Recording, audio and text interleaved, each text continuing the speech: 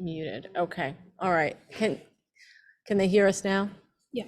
Okay, let me just announce again, please sign the attendance sheet in the Zoom, those of you who are attending remotely, and I'll turn it over to the interpreters to introduce themselves.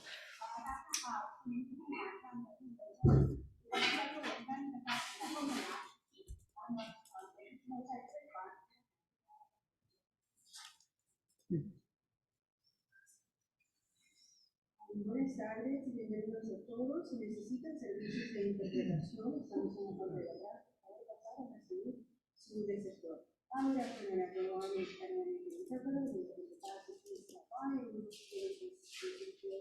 Thank you so much. I'm going to turn it over to my co-VP, Vanessa, to call the roll. Sure. Councilmember Antonio Ferraro. I'm here. Councilmember Leslie King. Here. Councilmember Vanessa Uyoka here. Nancy Cruz. She's going to be late, she said. Okay. Donaldo Chumney. I don't know if she's coming.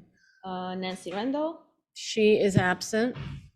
Councilmember Heinz Arrieta. Yeah. Councilmember Lauren Barkin.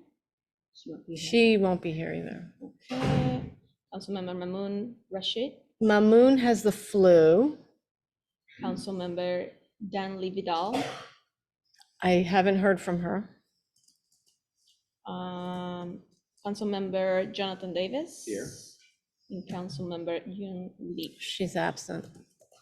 Okay, at this time, we do not have quorum, so unless we get 2 more members, we won't be able to vote on anything. And I'm going to turn it over to Leslie King to read the, here, you can read it off of my computer if you want, the introduction.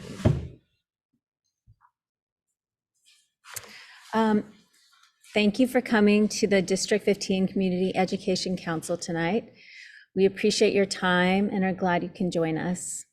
For those of you who are new to the CEC meetings, there are 32 CECs throughout the city, plus 4 citywide councils. Each CEC represents a community school district, and each is made up of 12 volunteer members, 10 of whom are elected by parents in the district, and the remaining members are appointed by the Brooklyn Borough President and 2 high school student members. CEC 15 is a state-mandated public body responsible for ensuring that public school parents and the public have input in educational decisions that are made at the school district level. Our council reviews education policies, advocates for high school quality education that benefits all our District 15 public elementary and middle school students. CEC 15 serves 36 elementary and middle schools and 1 high school under the oversight of our superintendent. CEC members serve in an advisory role on education matters. CEC members serve in an advisory role on education matters to the district superintendent, the chancellor of the Department of Education, and to the state and city elected officials. We approve district school zoning lines submitted by the Department of Education. We evaluate our district superintendent. We review the district's educational programs, and we support school leadership teams. We also submit recommendations for the school construction authority's annual capital plan. And as of recent amendments to the law, CECs advise in the selection of parent coordinators. We actively seek input and feedback from the public and encourage you to visit our website, cecd15.org. Take a look at our Facebook page, connect with us on Twitter, and write to us about any issues you may want to discuss or learn about. Each school has a CEC liaison, and all of our names and contact info are available on our website. Thank you. Yeah. All right, and I'll just put another reminder in the chat for those attending remotely to please sign the attendance sheet. And over to you, Jonathan, for the parliamentarian instructions. So tonight's calendar meeting is in person and will include a public comment period. We will take both remote and in-person comments to gather additional feedback from our families and school community members. You may leave your camera on, or for your own privacy, if you prefer, you can use audio only during the comment period and throughout the meeting. Rules of engagement. When you comment, please comment on the topic, respect the privacy of others, and please do not include names of children or staff. Guests who make inappropriate comments will be removed from the meeting. During the public comment period, those attending virtually may raise their hand to comment or indicate in the chat that they would like to speak. Those called upon will be unmuted. If you are attending in person, you must sign the guest attendance sheet and indicate whether you would like to comment. Please, speakers will be called on one at a time and will be allowed 1 minute each for comment. We will hear as many speakers as the time allows. It is possible that not every comment or question will be given time, so the best way to get your question answered is always to write to the CEC at cec15@schools.nyc.gov. CEC members will also be given a comment period. Members will be called upon and are each permitted 1 2-minute comment or question. If members do not have a comment, they may cede their time to the chair. All right, great, thank you.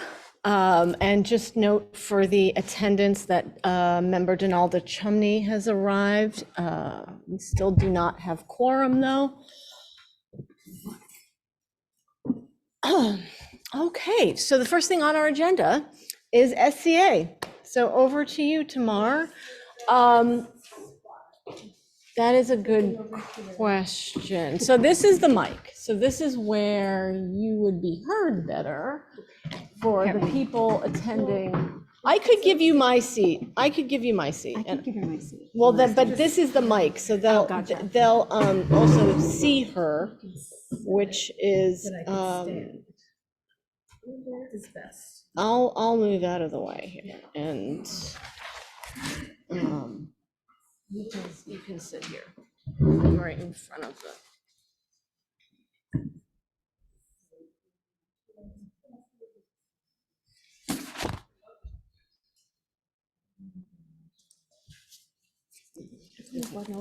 Right. No, go, have a, you can sit right in front of the. Sit? Okay. Yeah, because Sure. they'll see you on the. Okay. All right, folks, I hope you can see me. Has everybody got a good view? Welcome, everybody who is on the Zoom. Thanks so much for joining us. I'm Tamar Smith from the School Construction Authority. And today I really appreciate coming to CEC 15. It's been a few years since I've actually seen you all in person. And I hope I can still say Happy New Year to everybody. Okay, so tonight is going to be a presentation on 2 capital plans, actually. So it's going to be a little bit different than the normal presentation. Normally I come every year and I talk about the new amendment to the current plan, which I'll be doing in a way tonight as well. But the brand new capital plan just was released in November, so I'll be going over that as well. So there are a lot of numbers, and I'd be so grateful if you would hold your questions till the end, and I'm happy to answer anything I can. And anything I can't answer, I'll take notes and talk with your CEC and get answers back to everybody. All right? So, first slide, please. No problem. Okay, so here's our agenda. It's coming and going. Okay, the first slide is right before this one. If I can I control it? All right, so the first slide is an agenda. I keep seeing it and then it's running off. Got you.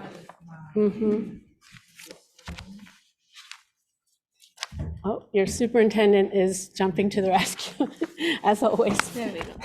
All right, thank you so much, Raphael. All right, so the agenda. So as I said, I'm going to be giving an overview of the February 2023 amendment to the current capital plan, which is fiscal year 2020 to 2024. And as you can see, we're just about done with the current plan. I'll be giving plan highlights, talking about the capacity program, capital improvement projects, ResOA projects, and our MWLBE department. And then I'll be talking about the proposed 5-year capital plan. Now, it's called a proposed plan because each year what we do is go around to every CEC in the city to talk about this plan. It then goes to the city council and then goes to the mayor for approval. So right now it's still in a proposed 5-year capital plan. And it'll start this fiscal year coming up in July 2024 to 2025, and then run through 2029. So I'll be talking about plan highlights, the capacity program, and then taking comments and questions from all of you. Next slide, please. All right, so just a cover page, and next, please. All right, so let's see. Are we seeing the whole slide? I think there's a little top part getting cut off. Possibly not. All right, so city highlights for this current capital plan. $7.95 billion has been dedicated over the last 5 years to brand new capacity. $750 million to accessibility, $400 million for electrification of our schools, over $1 billion for technology, and $317 million for TCU removals and playground redevelopment when necessary. TCUs are what we parents call trailers, and that's been a big push for the last two capital plans to take them out and find other space for our children. Next, please. All right, so here it is. The total capital plan for 2020 through 2024 is $19.4 billion, divided into 3 major categories. Capacity, as you see here, capital improvement, and that's all of our projects for our existing buildings, and then mandated, which can be any number of projects that come from new laws from the state, the federal government, or local laws. Next, please. Okay, and so to go down really into the capacity program, as we've said, $7.95 billion has been dedicated to new capacity, and that's all of our brand new schools. Brand new buildings, additions, leased build-outs, anything that adds seats to our system. So 5.52 for new capacity, 806 million for replacement programs that if the school needs to move or the building needs to be replaced for some reason, 605 for class size reduction programs, 267 capacity to remove TCUs, as I was mentioning, and then $756 million was committed to early education. Next, please. Okay, District 15. So specifically in your district, in the next few years, we'll be seeing the following schools open. And now, in the last few years, we've had many schools open, but these are ones that are in construction right now and are opening in the next few years. In this coming September 2024, we'll see a brand new school in Park Slope and President Street. We'll be seeing the State Street School open, which is the Khalil Gibran High School and then an elementary school. And then our new intermediate school just started construction in the fall, opening September 2026. And then more seats at the Bishop Ford campus in September 2026. Actually, it should be September there as well. And those will be District 75 seats. And here are just a couple of nice pictures from two schools that opened this past September. One, the School of Creativity and Innovation on 8th Avenue and 46th Street. And that's, we call K730. And some lovely interior shots of that new school. And then next, the Sunset Park Avenues Elementary School, which opened as well this past September. We call that K557. Wait, not so fast. Take a look. We're very proud of these two schools and looking forward to opening up the next ones in the next few years. Okay, next, please. All right, so capital improvement. As you saw, that's the next major bucket of money that the capital plan covers. Capital improvements, as I said, are projects in existing buildings. And there's many, many parallel ways to get to something becoming a project. One of the main ways is the BCAS, the Building Condition Assessment Survey. And that's when a team from the SCA goes to every single building in the system every single year and looks at the building from basement to roof and everything in between and gives it a rating. The BCAS reports are available online on your children's page on the DOE website. So you can look at them and they're very thorough, 30, 35 page, a real look at the facility your child is going to. Each part of the building is given a rating and projects flow from there when they're needed. DSF, my colleague Patrice Miano is here. I really appreciate her presence. The Division for School Facilities is the really on the ground department at the DOE that deals with facilities, custodians and our deputy facilities directors. And when they come to us to report issues that have to become capital projects, we look into them. And if they do, they could become a capital project as well. Mandated repairs, something that must be done by law, could become a capital project. Res-away, something I really want to encourage all of you parents to talk with your schools about, and that's applying for funding from your borough president and city council member. The dates are coming up in February. I think the borough president is this 22nd, and the city council is around that time, and you can ask for projects for your schools, but your principals have to apply to them. And we generally, with DSF, are the agencies and the groups that will take care of the projects after the money is committed. And then, of course, your CEC requests can become capital projects as well.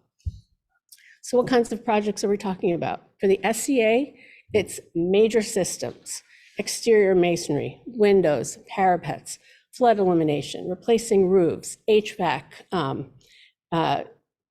systems, accessibility, sometimes redoing playgrounds and auditoriums when we have the funding to do that. So really major systems, that's what the SCA does. When you see a building covered from top to bottom, it's awful to look at, but it's good when it's done. That's generally the SCA. Huge, expensive projects that take care of our buildings for years to come. Next, please. And so for District 15, the kinds of projects that we are doing, this is just highlights, of course, this has been the last 4.5 years, are listed here. And you see what I'm talking about. Domestic piping. Doesn't sound fascinating, but it's all extremely important for keeping our buildings safe, functioning, watertight, most important. Nothing destroys a building like water and floods. And so all of these kinds of things have been done. Okay, and next, please. And just a few photos of some projects. Some Charles O. Dewey was completed, a very beautiful exterior masonry project, and you can see how intricate that all is. A brand new gym at, it's covered, yes, PS 172. And then the John Jay campus is getting an exterior job right now. And these are just selections, a few selections of the dozens and dozens of projects we have happening at any given time. Okay, and next. All right, so Res-away, as I was saying, please, I urge you, encourage everyone to apply for these grants. This picture in the background is at the Red Hook Neighborhood School. It's a beautiful Resoway auditorium upgrade given, I think, from the City Council. And these projects become part of the capital plan. So they really complement what we have already, and they cover some projects that we don't have funding for. So we're really grateful when, when our elected officials are able to give money to projects that schools really, really want. Okay, next, please. All right, and here are some Resoway highlights for District 15. As you can see, these are examples of the kinds of things that have been given in the past: libraries, auditoriums, playgrounds, toilet upgrades, everybody's favorite, lots of technology, as you can see. And that's just highlights. Okay, next, please. All right, our MWLBE. The SEA, by virtue of being one of the agency that handles the largest public school system in the country, also has the ability to encourage and increase participation of minority-owned, women-owned, and locally based business enterprises here in our city. And it's something that we've prided ourselves on for decades. So we have MWLBE targets throughout the capital plan, and a mentor program which provides key support, access to capital, training, and then awarding contracts, so that people learn how to do smaller projects and then can move on to our larger renovations. So next slide, please. In District 15, we have had projects over $100 million to these sorts of contracting firms, in about 30 projects and 8 of these firms. Thank you. Okay. All right, so I know that was a lot, but proposed 5-year capital plan, as I said, this will go to the City Council and the mayor, and covers lots of the same categories and some new things. So next slide, please. Okay, so the proposed capital plan is a total of $17 billion right now, the capacity of $4.98 billion, healthy schools, which is a new category, and I'll discuss that in a bit, $2.25 billion devoted to it, capital improvement, $6.37 billion, and mandated programs, that is, okay, $3.4 billion. Okay, next, proposed citywide highlights. As you can see, some similar categories, of course: new capacity, electrification, $1.4 billion. This is a big jump and is a big priority of Mayor Adams, and a lot of funding has been devoted to it. And of course, this is for the future, making our buildings more conservation friendly to the environment, and efficient. 1.25 devoted to technology, 800 million to accessibility, 325 million to physical education space upgrades, and 150 million for a program called cafeteria enhancement. Okay, next, please. And again, drilling down to the capacity program, 4.13 billion for new capacity, again, brand new schools, 400 million for facility replacement, 200 million in early education, and 250 million to continue removing TCUs and redeveloping playgrounds. All right, in that category I was talking about, healthy schools highlights. We are going to continue investing in electrifying existing facilities, addressing failing boilers, providing clean and environmentally friendly facilities. We'll be creating health and nutrition learning spaces with a focus on underserved neighborhoods, more funding allocated to upgrade athletic fields, pools, gyms, and playgrounds, and continued implementation of successful programs such as the cafeteria experience enhancement. Okay, and so next one, please. Next slide. All right, so in District 15, and now remember, this is for the brand new capital plan, which means that we haven't yet identified everything that's to come. This is just the start. And here are some projects that have been identified in District 15 already. Even though the plan hasn't even started yet, we know that these projects are in the pipeline right away. And the 5-year plan, it's really important to say, is a living document. It continues to grow along the 5 years. Each year, we assess all the needs, all the projects that are needed to happen, brand new seats that need to come online. And that's what the amendment process is all about each year, identifying new projects and adding them in. Okay, next. Okay, so that's the end of my presentation, and here's that form which, Antonia, you've given in, correct? So, yes. Good, thank you so much for doing that. All right, so here's my, here is my contact information. I'm, available now for questions and always in the future. Yeah. Great. Perfect. Yeah. So let's start by opening it up to questions from the Zoom space.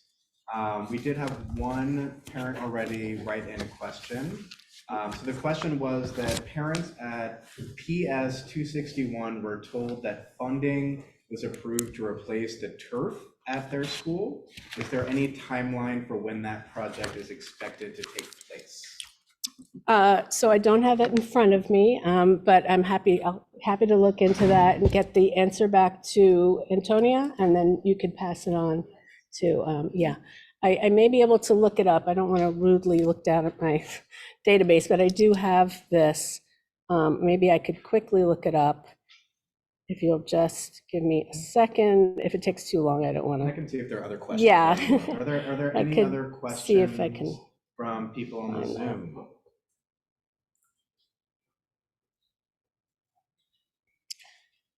Also, I'm guessing that this project that's being asked about is possibly a Reso project. And if that's the case, then it just recently was approved and the funding just gotten to us, so it may not have a schedule just yet. Yeah. Oh, yeah, I see this. And Patrice, is this something that DSF is doing? Yeah, that's what it's looking like. Okay.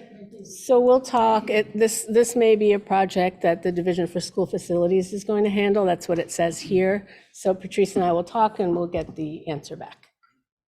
Are there any other questions or comments from people who are joining us from Zoom?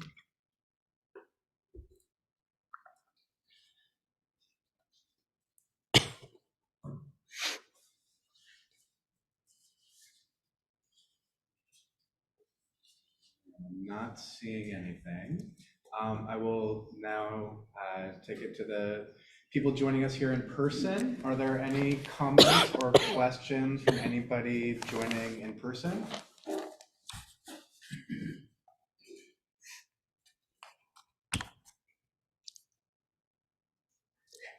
Okay. So if there are no other questions from the public, we'll now move to CEC member questions and comments, and I'll just kind of go down the space here. We'll start at the far end. Nancy Cruz, do you have any questions or comments? No, apologies, I arrived. Leslie? Donalda? Vanessa? Just a quick question. You mentioned that there are 605 million allocated to class reduction. What does that entail? Can you elaborate a little bit? Yeah, class size reduction is a special project at the SCA that covers schools in neighborhoods where, in general, the neighborhood is not overcrowded, but a few individual schools are overcrowded. And so what we normally would say was, well, this district doesn't have a seat need, and so it kind of stays overcrowded in this little pocket, but it's a special amount of funding that allows, I'll give you an example. There was a school in District 19 called the East New York Family Academy. It wasn't in a general district where there was much seat need, but that school was very, very overcrowded. And it also had TCUs. It had several trailers in the yard. So some money was allocated to build them a new building that could take all of the kids, that could remove the trailers and give them a real building where everybody could be. And without this special funding, they would not have been able to get that new building. So that's what that is for. Has there been any projects on the books or discussed about District 15 and how that would apply to District 15 in general has had a lot of seat need, so it hasn't had to go to that pot of money. We've been building buildings from our regular capital capacity for District 15. There is a question coming in from Zoom before we resume, if that's okay. The question is, I don't know if this actually relates specifically to the SCA, but the question is about the best way to support road daylighting and raised crosswalks around schools in District 15. I know we have a resolution later about daylighting as well. You're right. It's not an SCA question, although anytime we do a brand new building, we work with DOT on making sure that it's safe. Maybe we'll advocate, or we'll also advocate with the police department for crossing guards.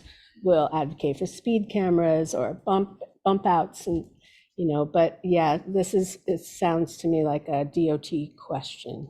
Yeah. Although we support it, Got it, yeah. 100%. Wonderful. So my question is one I'm not sure necessarily how you answer, but I noticed that with the new proposed capital plan, there's a $2.5 billion reduction in total funds, and it's out of your hands. And so what can the SCA, what can others do to advocate to increase these types of budgets, which should be going up over every cost of inflation, cost of living and all that? What can be done to make sure that there is the funding needed to do all of these necessary projects? Thank you. It's a really good question. And of course, we don't like to see any reduction at all. It is a very robust budget, I have to say. But you're right. We always hope for an increase. And one thing I will also mention is that the previous capital plan, or actually the current capital plan, also started several $billion less than it is now. And as I was mentioning, each year through the amendment process, it increased. So we're certainly hoping that will happen. Every agency has been cut, as you know, and it is not in our hands. And I think continued advocacy for all the things that really mean a lot to you. I'll give a great example. 2 capital plans ago, although there were always accessibility projects named, there was not an enormous number given for accessibility, but that changed because of parent advocacy. Absolutely. And now it's being matched with this capital plan. Actually, it's even being increased. So your voices really matter, and identifying the kinds of projects and services for our kids that you really want to see, keep doing it. Thank you. We really appreciate it. Thank you. No. Antonia? Okay, will the council allow me more than one question? I have collected a number of questions here from different sources. Are people okay with that? Are the other members okay with me? Antonia. Okay, so my first question is, you made a change to eliminate the identification of new schools as to location or grade level. Why did the SCA make that change to eliminate that information? Yeah, you're right. It is a different way of looking at the system as a whole. Things are changing a lot in the city, but we try to keep things dynamic in New York City, because anything that's changed now in 5 years will look very different. We know that. Ever since I've been coming in front of you for 8 years. And 8 years ago, District 15 was in an absolutely desperate need of seats. And a few things happened. One, we built a lot of schools, so that's great. Yay for us. But B, a natural demographic shift happened that was accelerated by the pandemic, and the numbers eased, which is really good. But we also know that that can change. So we never want to pull things away, but we do want to be smart about where we put the capacity funding. Because, for example, in District 15 right now, you're getting multiple new schools that are in construction, and that really is what's needed for right now. But there are some pockets in the city that still have a huge seat need, and others that don't have any at all. So the attempt is to look at the city as a whole a little bit more than we had been doing. Yeah, that really is the reason. It's not meant for anything else except for to be flexible. So for example, in 1 year, when I come back to you for the amendment, you might see some very specific naming of a new school for District 15, or you may not, or it may be in Queens, or it may be in the Bronx. And right now, we're just not sure. We're seeing a very unprecedented change. And it's an attempt to be flexible and say, okay, we've got this pot of money, and each year we're going to look at it carefully, and you're going to see each year identified new school buildings. So, a lot of questions came up when we were trying to do our priorities, our recommendations. And so members kind of wanted to know, how do you interact with the list that we make and submit to you? How do you, on what basis do you prioritize our recommendations? Yeah, well, similarly to the way that we prioritize any other recommendations, if I'm being straightforward, right? We look at let's say you're talking about, I'll give you a real example. If you mention something that we know is best for DSF to handle, a maintenance issue, we will not do that project because it's much too small, and there's no need to wait for the SCA to create a huge, capital. We will give that list to Patrice, to others at DSF, and say, here's clearly a concern, and it may be on your radar and maybe not. Almost every time it is, Patrice will say, we know about this. This has a ticket. We've talked to the custodian. This is in the works. Or she might say, and our other colleagues at DSF may say, I don't know about this, but I'm going to go to the school and see what's going on and what it is that's happening. And so that's how we handle that kind of thing. Or we go to the school, we take a look, we look at BCAS, and we say, it may seem as though this is a project that needs to be done, but actually, when we're looking at the BCAS report, this aspect of the school is in pretty good shape. It was fixed not long ago, or according to a really granular look at it, it wasn't needed right now. But that doesn't mean, if a school is saying this is a problem, like windows are leaking or drafty, that's a real issue. We're concerned about that. We never want to just push that aside, but we'll go and check it out. And we may disagree. We may say, this actually is in pretty good shape. Let's figure out what to do here, right? We'll figure out how to handle it, but it doesn't sound like a capital project. And then other times, it very obviously is a capital project, and it aligns exactly with BCAS, and then it's very likely to become a capital project. And then sometimes it's a resume project. Sometimes we really wish that we could redo the library in the school, and we don't have the fund for it. And then we would encourage the school to apply for extra funds. We struggle to figure out how to prioritize. Yeah. List, and we're going to vote tonight to Yeah. prioritize 5 for the November event. Mm-hmm. And what is there a number, a cost limit above which it becomes SCA? Is it 100 million, $100,000? No, it's 50,000 actually. So for example, if a school wants bubbler water fountains, you're going to have to ask for a certain number so it gets to, above. The SEA is not going to come in and do 1 or 2 water fountains. The SF might, but it won't. So be sure to have enough, ask for 10.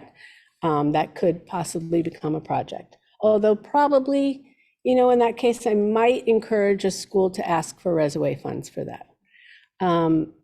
But yeah, listen, major systems, think major systems. Now, so And I know in the past, because I know, I think it's Carmine who've done this, and Joe Lazarus in the past, they've actually sat with you, and I know Patrice is always open to doing that too.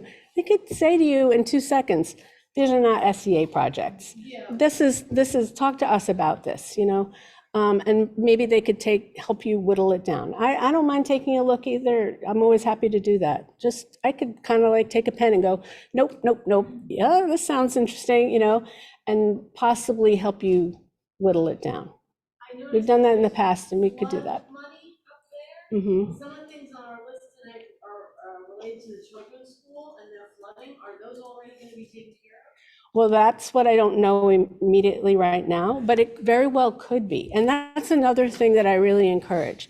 Look at the capital plan and see what's in the pipeline. Sometimes we look at the list and then realize this is a project that's actually in design already. Like, good news, we have a project that's going to happen. And you wouldn't know that, of course, but at the back of the capital plan, in the index, there is actually a list of projects that are coming up and projects that have happened. So the current plan contains a list. Yeah, so that could help you. Yep, it's on the SCA website. Yep, and it's the appendix in the back by school, by CEC and by district, and you can actually see by school what's in the pipeline. Yeah.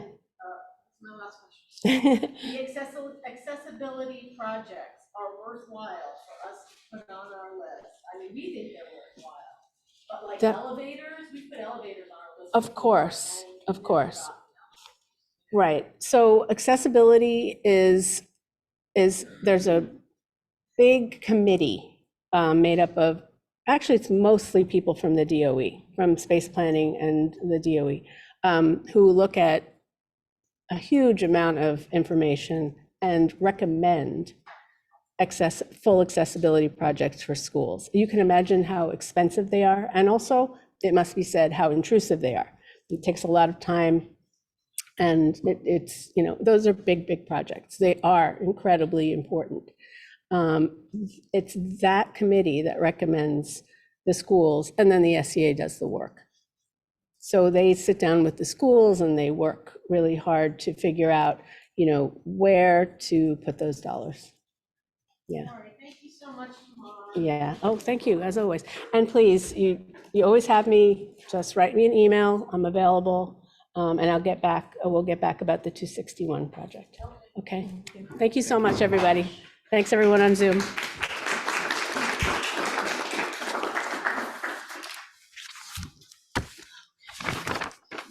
Thanks for giving me your seat. Never sat. It's very relaxing. All right. Okay. Principal Gonzalez, are you prepared? This is Principal Gonzalez, everyone. This is her school that we're in today. And I hope you enjoyed the decorations. I was really impressed when I came through the school. It's really beautiful. So she's going to talk about her school a little bit. So we prepare 24 slide presentation, we're gonna reduce it to 3. Oh, Already behind schedule, and you didn't come oh, yes. for me. So. Do you want to sit here or do you? Yeah, I guess it's. So PS 94, what do you want me? Oh, yeah, you here.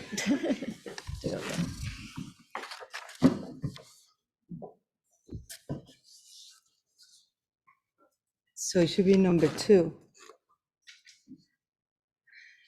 So PS 94 believes that a community school should be the center of solutions. And we are aligned to the vision of District 15, in which our role is to interrupt social injustices. So the levels of support that we provide are at 3 levels: the support for parents and community members. And in that, we have a food pantry, and the food pantry provides food we have a criteria that we do with every parent, and we assess, and they tell us if they need food every week or once a week or once a month. So in that, then we provide what they need. We are a culturally responsive school, so I don't make assumptions of what people eat at home. So they do a thorough interview and they tell us what they need and what they eat at home. We began this during the times of COVID, and we kept it. We began with a GoFundMe, and then we started writing grants. We developed a partnership with our community-based organization, and now we have a partnership with Stop and Shop.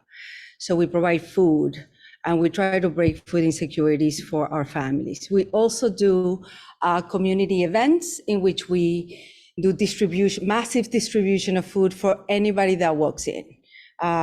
We try to do that once a month, but it's really during farming season in the warmer months. We also have a dental clinic and a full clinic. We have a clothing recycling boutique, and we provide laundry services for whomever needs it.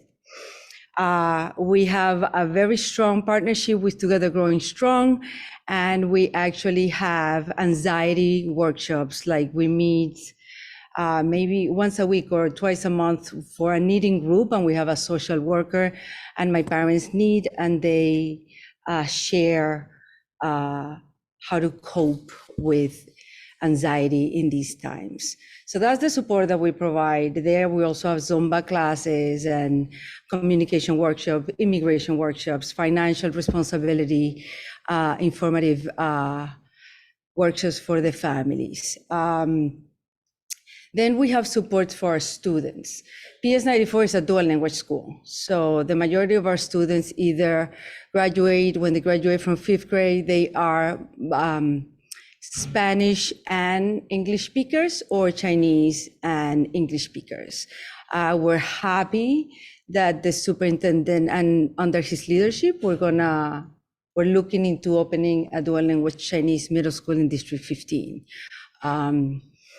We say that we are a language school that teaches content through actions. So if we can go through slide 13. Those are some of the pictures of family support. We are a language learning school. We unpack the language. There's no reason to guess. And as we unpack how the language works in English, Spanish, and Mandarin, we also learn by doing. So we are a big PBL school. We have a STEM department and a social studies department that collaborate with classroom teachers to provide relevant learning experience for the students. We make it very community-based because we want them to become advocates for what they believe should change, how we should change this city. And then we have a lot of supports for our staff members, because rigor, inclusivity, and affirmation is very big at 94. They need to be able to have a place of learning. I believe I have one of the biggest coaching staff in the district, because the secret is in the school. But even when we don't know it, we learn it. And District 15 has this model of support within the district. So a lot of the time we partner with other schools and we move teaching practice and student performance together. And that's it. And we work every day, 24 hours a day. And we believe in learning. Okay, thank you. Thank you.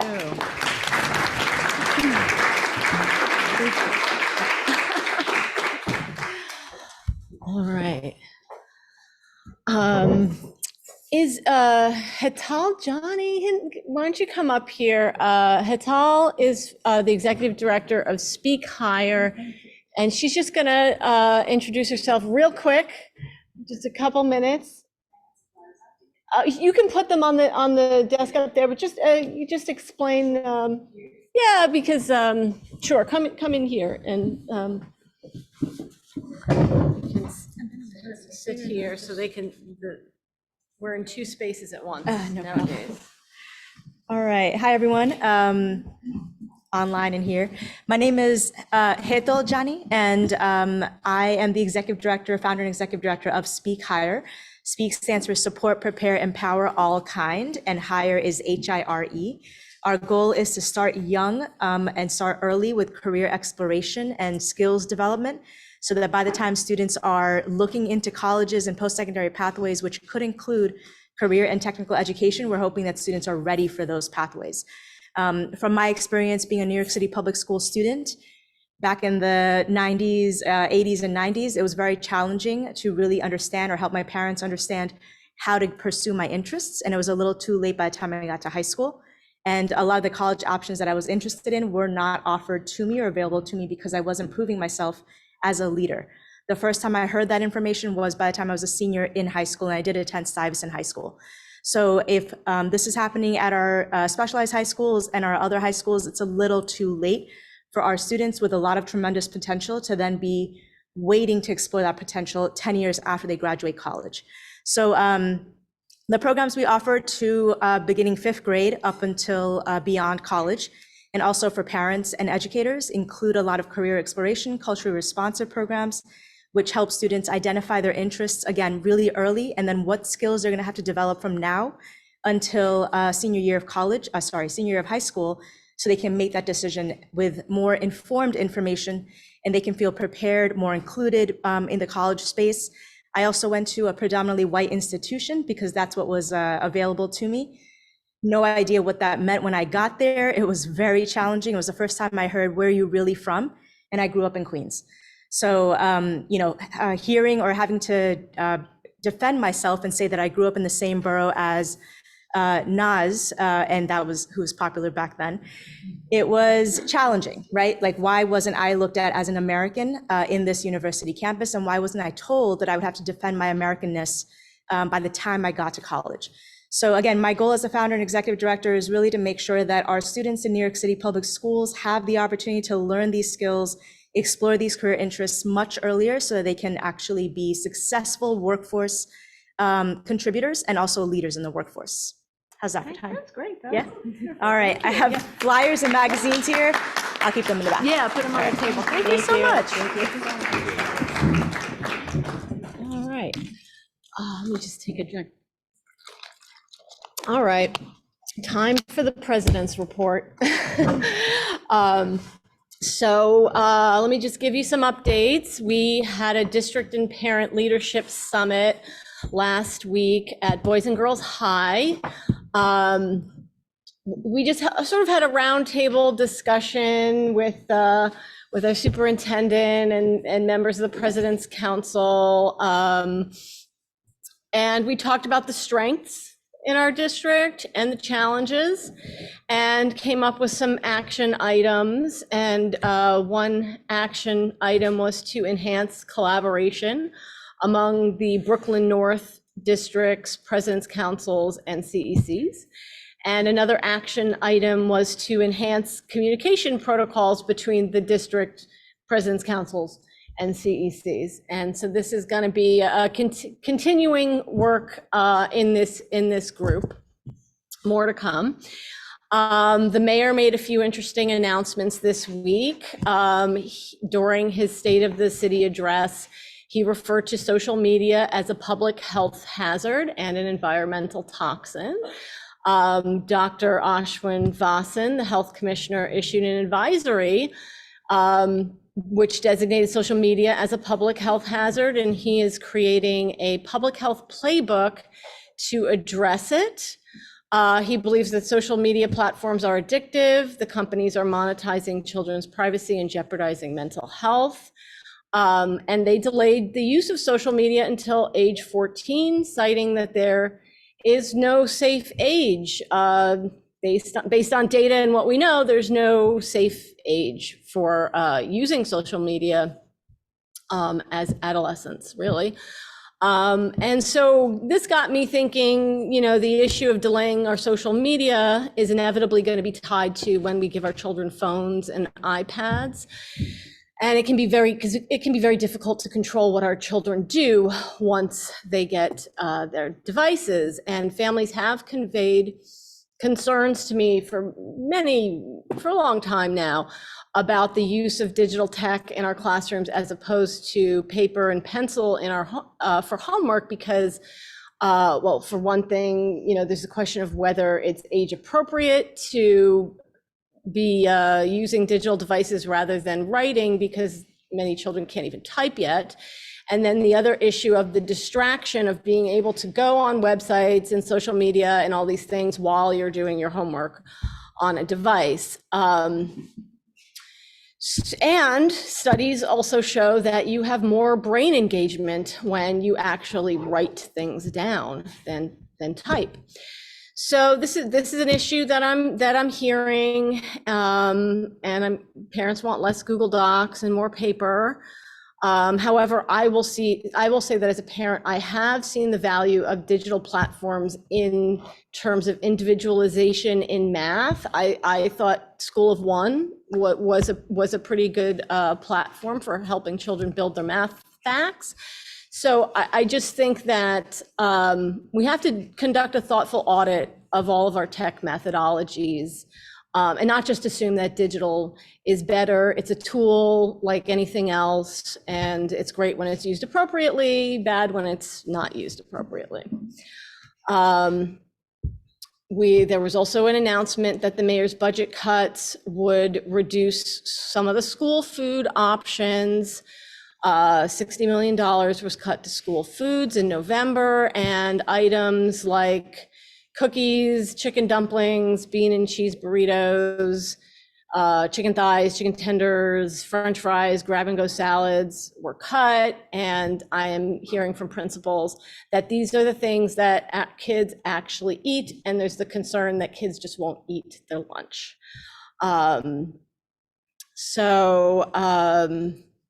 For many kids, this is their only meal of the day is lunch. And so I would ask the mayor and chancellor to rethink the wisdom of some of these school food decisions. At our February 6th business meeting at 131 Livingston, I've invited Meredith Keeley to come and speak more about this. The governor's budget, it includes a 4-year extension of mayoral control. So tomorrow is the last day to submit written testimony on mayoral control, 5 p.m. tomorrow. I will add a link to the chat so that people can submit testimony on mayoral control. I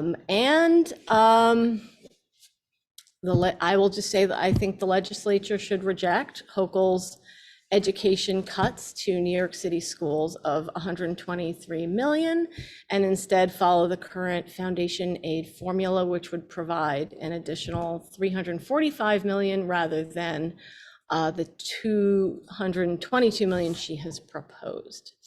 And that is it for my report, and I will hand it over to our superintendent.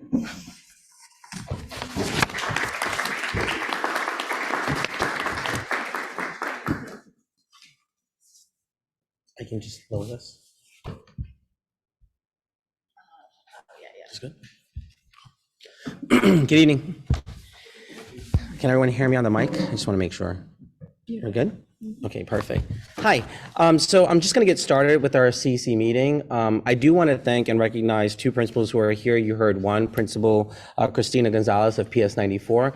I actually was a teacher and an AP here, so it's coming full back circle here for me. I also want to recognize Erica Davis, who has had some trying days as a school leader in our district, and I want to recognize her for being here and her stellar leadership.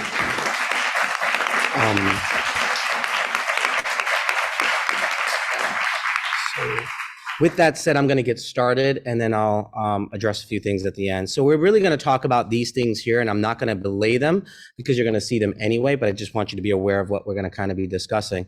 And so first of all, just honoring, this is the end of the month, the MLK Day, which we attributed with our celebration as a district. We used City Harvest and had all of our students across the district participate in community service and understanding what it means to give back to the particular community. So we had representation of every school. You're going to hear a little bit about that later. So I just wanted to honor MLK Day and understand that it's not just one day, and it's a continuing fight year after year after year after year. And with that being said, our next slide, I just want to get into February since these meetings usually happen towards the end of the month and I don't get to talk about it. So anybody who celebrates Valentine's Day, give that person that you love a big hug or whatever it is you're going to do. We do celebrate President's Day, which New York City Public Schools is off for a week for mid-winter break. And then Black History Month, honoring it the month of February, but understanding that it's not something that should be in isolation of 1 month, but something that's celebrated in all of our history because it's a part of our history as a whole, American history. And so just making sure that we highlight it even more so that there's more awareness and understanding around that. And so look forward to the month of short February. Some district celebrations. So if we go to the next slide, we had the Brooklyn High School of the Arts performing at Mayor Adams' State of the City address. Those are our students there. We were excited about the work that they were doing there. There's an opportunity to click here, and sorry, but I forgot to say that our CEC PowerPoint slides are always translated in our district. We've made that a norm since coming in. So the translations should have been thrown into the chat room from Christina Farrell. Am I missing anything? There's a video. You want me to play the video? Okay. Can you play the video? You know what? Let's just continue. You'll be able to play the video at your leisure, because I have a lot of parents here and I'm sure they want to get to some other business here, and I want to make sure I address everything accordingly. So if we can get to the next slide. PS 94, you're here. They do a huge celebration at this particular school. It's happening on February 14th at 9 a.m. But they've also been asked to present at New York City Council. So they're doing their work that they've been doing here around the Lunar New Year at a production that's happening at City Hall with the council members in their council members' chambers. So we're excited that our schools are being looked at across our city in different agencies and across. So I just want to start highlighting some of that work. Next slide. PS 169 celebration event. They had some alumni set up the fund through the Save for College. Those of you who are hearing about it, where children can actually get money that's free, that eventually when they get to college, they're able to have a little bit of a nest egg, so to speak, to be able to use when they're in college. And 169 was a place where we actually had that work. We also had Detective Rafael Ramos Fund, giving students children's positive experience to honor the fallen Detective Ramos. And so there was funding that was also provided in addition to that, and events that were provided. There was a huge giveaway. And so PS 169, we're in Sunset Park. They're a neighboring school, so we wanted to shout that out and highlight that. Next slide. PS 130's first annual Epic Art Night. So they've been showcasing work throughout their school, but also through the history of what's been going on in their school community. This is under the direction of a new leader that was placed there about 2 months ago as a school principal. So we're excited about the work he's doing over there on the other side of our district in the Kensington area. Next slide. Middle school 88's basketball team. So the girls basketball team is 6-1, first in a long time. And the boys basketball team so far this year is completely undefeated. So we're excited about that and the competition they're having across schools and intramural sports across our district. Next slide. Their cheer squad, again, showing their pride for the particular work that they're doing with their particular school community. There's a lot of sense of togetherness and collaboration across this particular school. So we're excited about that middle school and the work that they're doing. Next slide. Our day of thanks, as you could see, 3,868 bags of apples were able to be packaged and being sent to specifically Brooklyn North. Now, for those of you who don't know City Harvest, and many of you do, City Harvest only takes 11th graders and above. So this is the first time they've ever experienced with dealing with elementary and middle school level students. And we were excited about that. And because they were excited about that and the work that the kids did and how wonderful it turned out, they have been more excited about actually continuing the partnership and thinking about how do we do this on a monthly basis so our kids are constantly giving back. And I want to shout out Council Member Hans, who actually was there with us and seeing the kids participate in that as one of our CEC council members. So thank you for joining us that day. Yeah. Great day. Actually, is that his picture? Is that your picture there? The red jacket? Yeah, that's Hans, right? Next slide. So I heard, well, let me go into the Urban Debate League. We talked about Urban Debate League last year. We had middle schools involved. This year, we included elementary schools. This year, we included students with disabilities. This year, we included our elves, where now it's a big thing. You know, it always starts in 15. So it was a big thing about including our dual language programs. So now the city is thinking about how can we expand that so that students can compete with other children across the city in those particular programs. These are your 1st through 10th place winners across our district. We're excited and we celebrate you all. I'm not going to name all of our students, but congratulations to those that participated. Particularly interesting is our Maeve Clark Howe from PS 15, who took 1st place across our elementary schools. So a shout out to that and congratulations in the work that she's done. Next slide. Our Urban Debate League, just pictures of our elementary schools competing. They were excited. Just heard from a parent today who said it was the first time their child participated and their affect has changed. Actually, it's one of our parents who are sitting here, Mr. Aguilar, whose children go to PS 24. So glad to hear that he was excited about it and now more enthusiastic about moving this work. So next slide. Urban Debate League for our middle school placements. And obviously you're seeing based on language versus also the school itself. So you're just seeing the 2 nuances of how the competitions went. Students were able to select how they wanted to compete, in which language they wanted to compete. So we were excited about that work. And that's something that was a first for us, but also a first for the Urban Debate League, who have always competed in English. And that came about, I believe Janet Marte, one of our parents in, Janet, she's hiding. I didn't even see she was here today. Janet Marte, who's one of our parents who's always challenging and advocating for change, especially when it comes for special ed, and hearing some of the things that she talks about, we take these things into consideration and find ways to infuse it. So thank you, Janet, for making that happen. Next slide. And here's the middle school competing. We do a little thing with them. We make sure we provide lunch.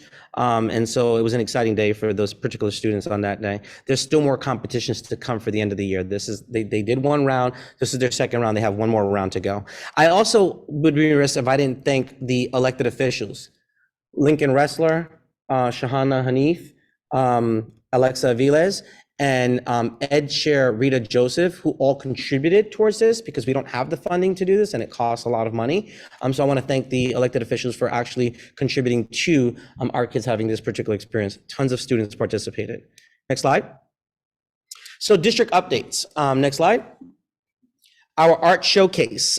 You're going to be able to see some different skits and acts and different productions that different students across the district are participating in.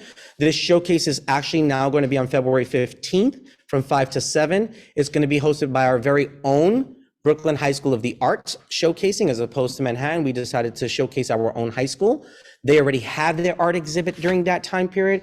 And then there's going to be representation of the entire district. So there's going to be work from every single school in our district. And then there's also going to be performances, whether it's a dance routine, whether it's a music ensemble, whether it's a skit. Several different schools are going to be performing. So we're excited to see that as a district-wide initiative. Next slide. Our project-based learning district-wide initiative. You all came last year. It's going to be again this year. This year it's on March 13th, where we're going to see students showcasing their project-based learning projects that they've been doing in alignment to the units that they've been studying in their schools, in alignment with the request of CEC last year, and continuing that work so that we're providing enrichment in all of our schools and not just some of our schools or some of the schools that want to do it versus schools that don't want to do it. This is a collective effort across the entire district. So last year, principals and assistant principals went through the understanding of what we expected for project-based learning. This year, a lot of teacher leaders across the schools are going through that. So they're enhancing additional units in their schools. The goal is that in the next 5 to 10 years, that most of the units will have ways to include and infuse hands-on project-based learning. And as you understand from the state, we're moving towards that direction anyway as our quote-unquote standardized assessments, where we're going to be using the possibilities of project-based learning as a format. So we know that they're piloting that work soon, and we're excited about where that's going to go. And I think that District 15 will be at the forefront of being able to take those assessments in a way that lets the child showcase their natural talents with the standards that they're expected to master. Right? Next slide. I'm really excited about this. Many of you know we had casting for this. Kids from across the district got to participate between 3rd grade and 12th grade to be a part of Annie Junior. What we're seeing with this program is that kids from all across the district are now engaged together as expected, as a community that has a diversity plan and thinking about how we're creating equity across our system.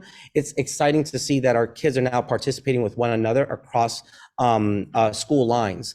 What's more interesting about this is that the kids in the upper grades have been becoming mentors of the kids in the lower grade.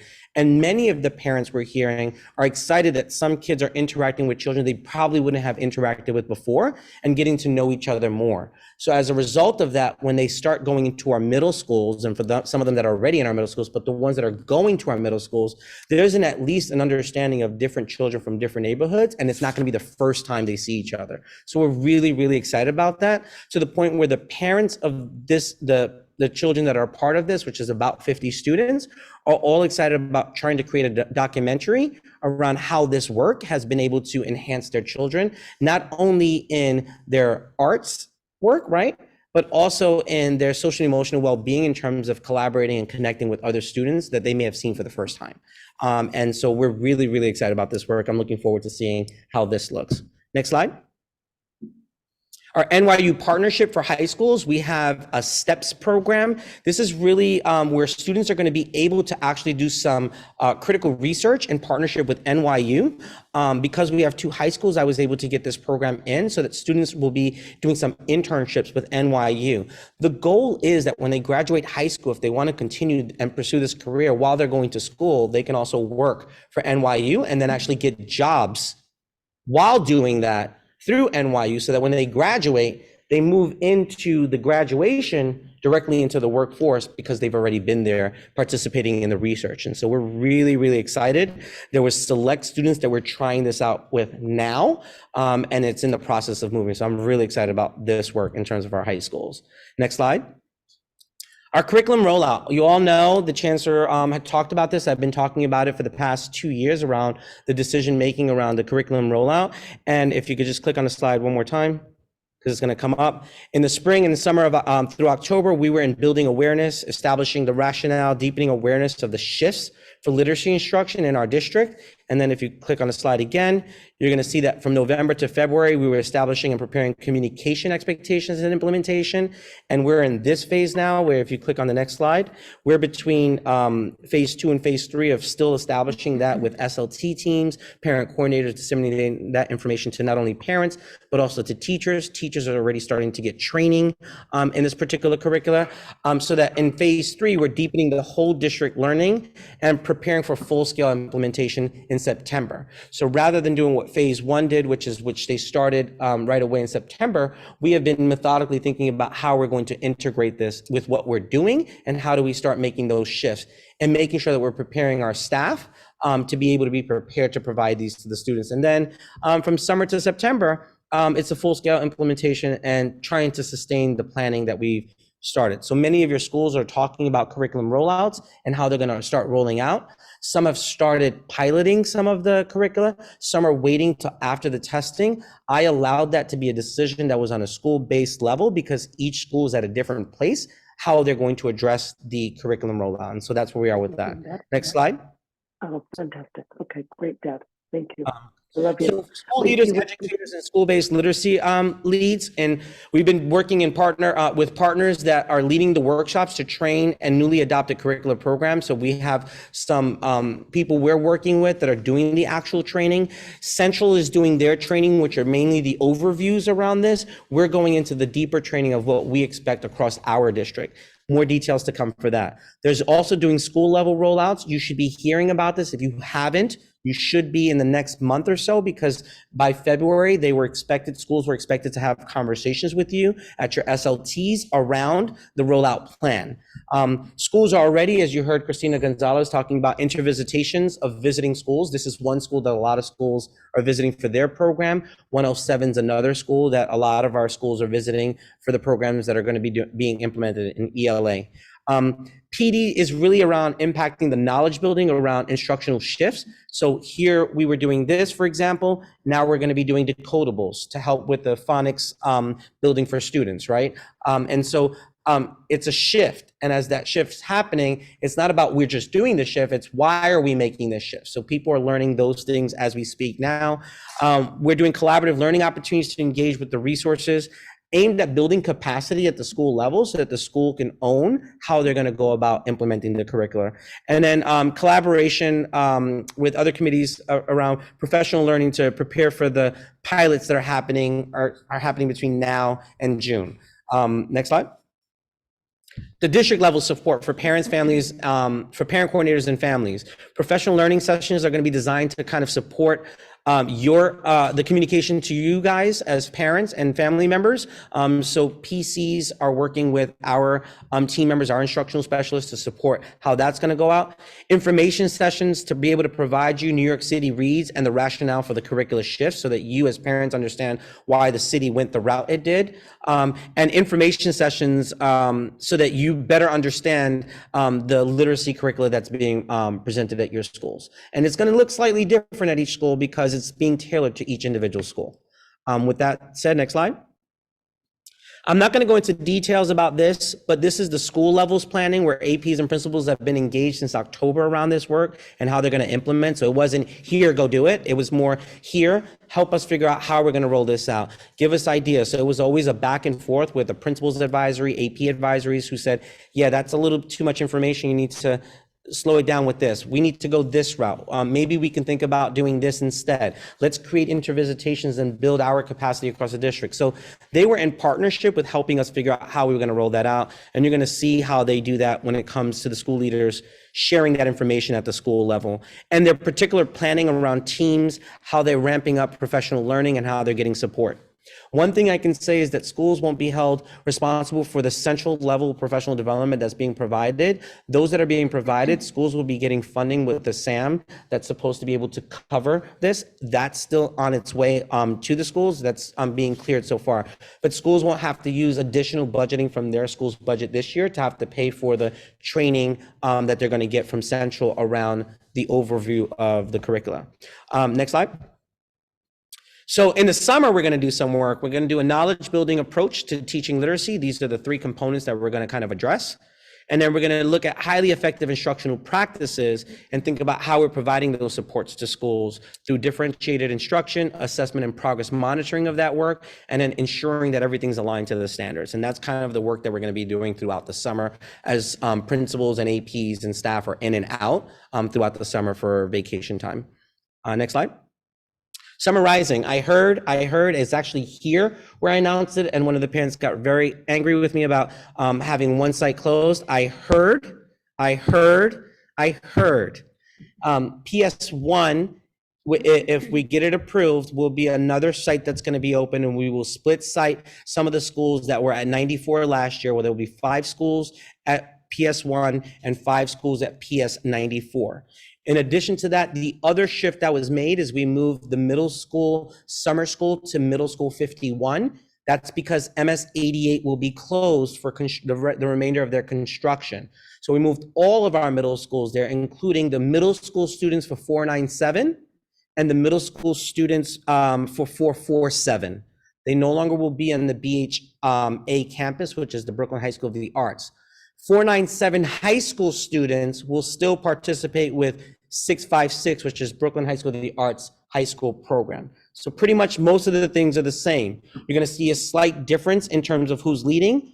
All of you who don't know, Dr. Elizabeth Garraway, principal of 118, is retiring. As a result of her long service to our system, she's no longer going to be the summer school site supervisor. Therefore, we've moved Stephen Cedarmark to that particular position. Stephen used to be an assistant principal supervisor. He's now the principal of 130, so it makes sense. Our ESY program that covers not just District 15, but multiple other districts, we were hosting it at PS 130. We now have moved that to PS 32 because of the space and accessibility at PS 32. These are your school leaders who will be in charge right now. The only one you don't see is 667. That's usually the principal of Sunset Park High School who runs that particular program with our 2 schools that participate. So I heard you. We made a change. Let's see how that change goes for this particular year. Next slide. Okay, Q&A. But before I get into Q&A, I want to be clear about a few things. And I see quite a few parents from 261. Let me be clear that from my perspective as the superintendent, there is no expectation that the program is changing. There is no expectation that the teacher is changing. The teacher, as well as all the teachers at 261, are strong teachers who have been in this community for a very long time. And there is a respect that goes on in that particular school community. It's a very diverse community who's close-knit. And while there are differences, they find ways to work collaboratively together. And through the leadership of Principal Davis, I'm proud to say that you're running a really strong school. And I'm going to stop short.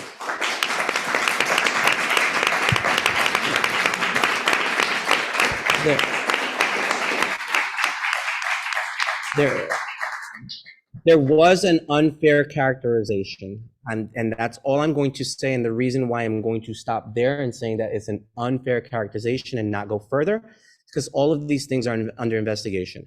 When they are, there's no commenting from the superintendent around things that are still being looked into. But I made my statement, and my statement is clear. All right?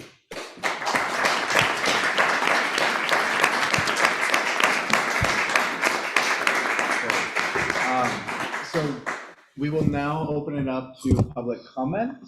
We will begin the public comment phase for the people who are here in person, since we have a robust group of people who I believe want to speak, and then we will transition to the people who are here with us on Zoom. Is there anybody that would like to speak? And I just want to remind you that you have 1 minute to make your comment or ask your questions.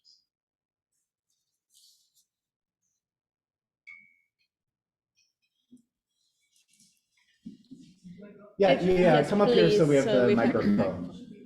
And if you're each gonna come, you might as well just stand on a line right there. You want to create a line over here. Yeah. What do you say, but we'll see.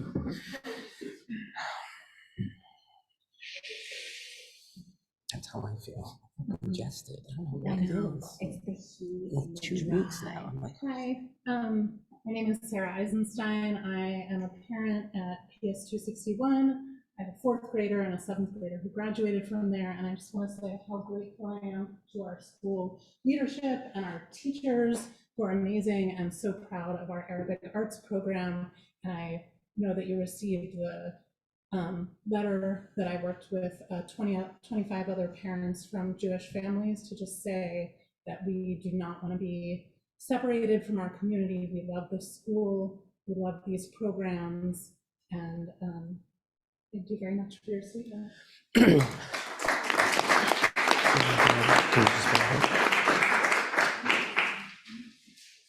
Hello, my name is Neil Shea. I'm a parent at 261. I'm a 2nd grader. Superintendent, thank you for what you said tonight. Thank you all for the opportunity tonight to speak. I want to speak in support of the program, as many of the parents here tonight would do. We moved specifically to the neighborhood because of the social justice mission that 261 has. And it's easy to talk progressive terms in New York City, but 261 seemed like the kind of place where they actually lived it. We've seen that with Principal Erica's guidance. We've seen that with the community members assembled here tonight. So I want to just, again, support the Arabic Arts and Culture Program, part of the reason that we came to school.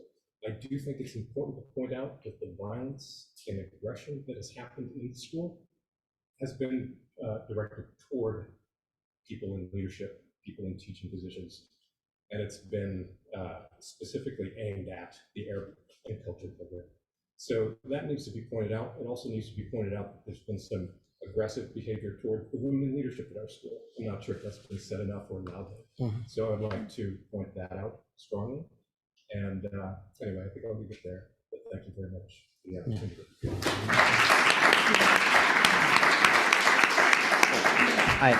I just want to respond so far to what's being shared. As a result of what had occurred in the media, as I stated before, an unfair characterization of what actually, in fact, has occurred or may not have occurred. My number one priority is safety in the school community. And so some of the decisions I've made were in the interest of the safety of the students in our school community. And you saw that I took a few days to respond, not because I wasn't ready to respond, but because I'm a person who has to have all the facts and gather facts before I make a determination. And so in the letter, you heard me apologize to the Jewish community. And the reason behind that was because of how it made them feel. While that's also understandable that there was feelings on the other side, that doesn't negate the fact that the program still continues, right? And so as a result of what has happened externally from the school community, my job is to figure out what I do internally in the school community. Because once the media is gone and once everyone else is gone, we have to deal with each other within our school community because our children go to the school. And my number one priority for the school community is safety. So as a result of that, what I've done with working with Principal Davis is coming up with using the New York Peace Institute to come into the school community to do some of the work that you just shared. There are some other things that are going on in the school community that we need to address, because if we don't address it, it spirals and gets out of control. And so from my perspective, bringing in the New York Peace Institute, which you guys on January 25th were able to hear about what their mission or what their goal is. The intent behind that is to provide the school community, members whose children go to the school or are going to go to the school, have an opportunity to talk about the things that have been going on and figuring out how as a school community, you move forward as a school community. That's not a decision I'm going to make. That's a decision that I think the school community has to make in partnership with their school leader, their staff, and the parents that go to the particular school. And if I'm even bold enough to say, even the students to actually have a voice as well. And so the opportunity for you all to have that, and I believe, if I'm correct, Erica, February 7th and February 27th are 2 days that you have scheduled for families and parents to engage in these tough type of conversations with the support of the New York Peace Institute, and then having parents, staff have the opportunity to do this during Monday Professional Development Time, March 4th, March 18th, and April 8th, is a start to figuring out how do we move forward as a school community collectively. Again, my goal is about how the school community moves forward. I'm not as concerned at how the external community moves forward, because this is a school community of the children that go there. And I think in partnership with the leader, the staff, and the parents, knowing this school community and knowing it the way I do, we'll come together and figure out how collectively you're going to move forward. Yep. Sorry. Thank you so much. I really appreciate your comments. My name is Dan Amran. I'm a parent of a kindergartner at PS 261. I'm one of the over 460 community members who signed a statement in support of the program. So thank you for acknowledging and supporting the program. I'm also helped to write a letter on behalf of Muslim and Arab families at PS 261. And I think our voice is often not considered as part of these conversations. And this program is a very, very special program for our community to be able to see ourselves in a New York City public school is incredibly unique and incredibly important. And I hope that you and everybody here will fight like hell to keep that. This program, the teacher that runs it, Principal Erica, have all been incredible in helping to bring a really unique cultural and perspective to the school that I think all of our children benefit from. So that's the first comment I wanted to make. And the second comment I wanted to say, if I have maybe 10 seconds more, is that, you know, we've seen since in the last few months, teachers like our own teacher and principal be targeted across New York City. This is not, we're not the only school that this has happened to. There has been a systematic targeting of teachers from Muslim descent, Arab descent, you know, teachers talking about these issues and pro-Palestine issues in particular. And it's important that we protect not just our children, but our educators. And I think that's a really important thing for us all here. And I think us as concerned parents, as a concerned community, continue to uphold and lift and protect our educators, our principals, and everybody who's working to educate our children in the city. So thank you very much for your support.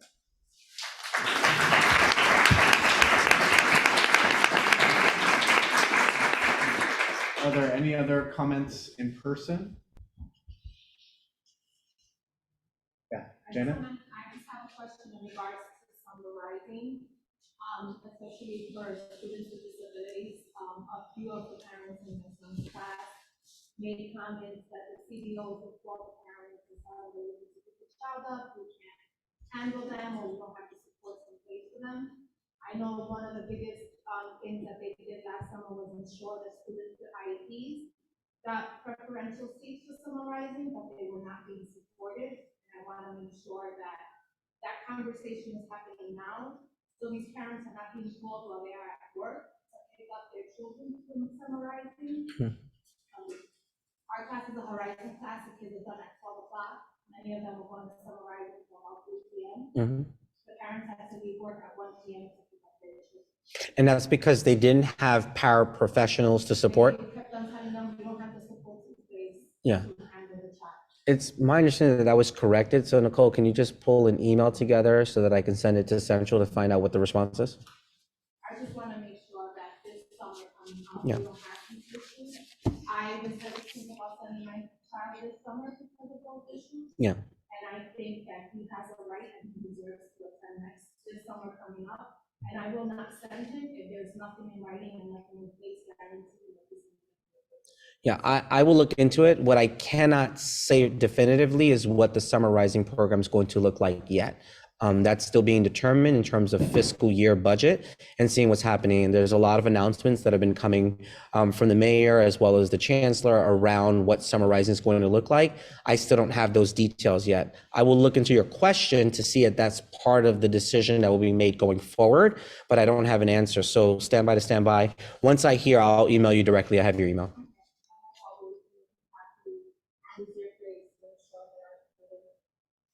What they need, if you're gonna give them preferential seats for summarizing, then they should have the support. Agreed. For the sake of time, we're going to move to just one question on Zoom in the chat, and then we'll move to CEC comments or questions. So the question in the chat was about the Little Brooklyn Pre-K Center. And there's a hazardous tree at the corner of 4th Avenue and 25th Street that there are many 311 complaints. They pruned the tree, but it's quite dangerous. And they also are lacking crossing guards, which we've talked a lot about through past meetings. So they wanted advice on how to proceed and who to contact. Yeah, so for the tree impacting pedestrian ways, that's part of Department of Transportation. That's going to be one area that we're going to address. The other aspect of that is for them to contact my family support coordinator so that we can get documentation around the concerns around the crossing guard. Oftentimes when that comes to me, I share that with the commanding officer, either of the local precinct or in the world of the of safety in terms of the NYPD portion that supports the DOE. And oftentimes they escalate these things and they put in for the request through One Police Plaza. One Police Plaza may approve it, but there's still a shortage in school crossing guards. I'm not making that as the excuse, but that is the reality. And also when NYPD determines when those classes are going to happen, to actually hire the people as well. So a part of it is they could have been applying their applications in, but they haven't started a class, sort of like what we see with school safety agents sometimes, where they start, the class is ready, but the class doesn't start, or when they graduate, they can't start because of whatever the reasons are that are beyond New York City DOE, but more of NYPD. So my suggestion for those types of things is to try to reach out to your local precinct to think about when their community affairs meetings are happening and join as many people as you possibly can to those particular meetings, because those meetings are where your voices are going to be heard to be able to get those specific changes within your school radius or within your neighborhood. We'll move to CEC member comments or questions. Nancy? Hi. Hey, Apologize for wearing my. it's okay.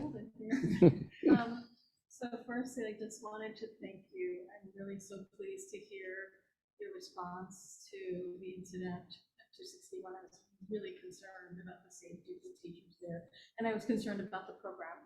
And I'm so glad to hear the support and so glad to see everyone here. So thank you. Thank you. And, shout out to the parents who were standing outside the school on the very next day with Principal Davis as she was making sure that her kids and staff got into the school safely. No matter what side you felt or you agreed or disagreed with, again, the community was still together. And so shout out to you and your leadership. That just expresses your leadership around the school community and the parents supporting you in your school community, knowing that you were there. And so shout out to the community that was there for her. I heard the singing and yeah.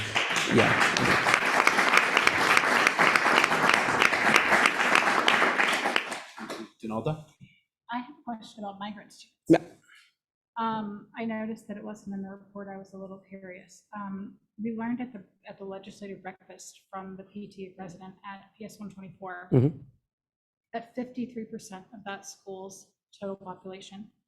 Later, we learned from enrollment this week that about 170 students out of the total population of the school are migrant students, and that something like 63% of their kindergarten are also migrant students or students from migrant families. And so I guess my question is, have the 60-day notices gone out? Are they taking effect? And what does the school in our district, like 124, 24, 169, or 230, or 94, where there's over 100, sometimes close to 150 kids who are from migrant families, when those students leave and go elsewhere or bus back, but we know how busing works in the department, and that's not really reliable at all. Do other students replace it? Like how, it seems like it would be utter turmoil. So one, I cannot speak to DHS's policies around what they've decided as it relates to the 60-day rule, 30-day rule. That's something that I can't speak to because that's DHS. DHS is the one who runs the division of the Department of Homeless Services. So, and because of privacy information and things like that, there's only limited information that I get, even as a superintendent, around students in temporary housing, but even more particular around migrant students, because that identity is kept under strong wraps for many reasons, right? Being a sanctuary city. So I can't speak to that particular data. What I can speak to is what we've been doing. So I've already been in communication with central office, and we're scheduling a date that was asked for actually at the meeting when we were at WIN, where the PAPTA of that particular school wanted to meet with WIN, DHS, and DOE. That meeting is in the talks and in the process of happening. We're just trying to solidify the date that works for everyone for that particular school community.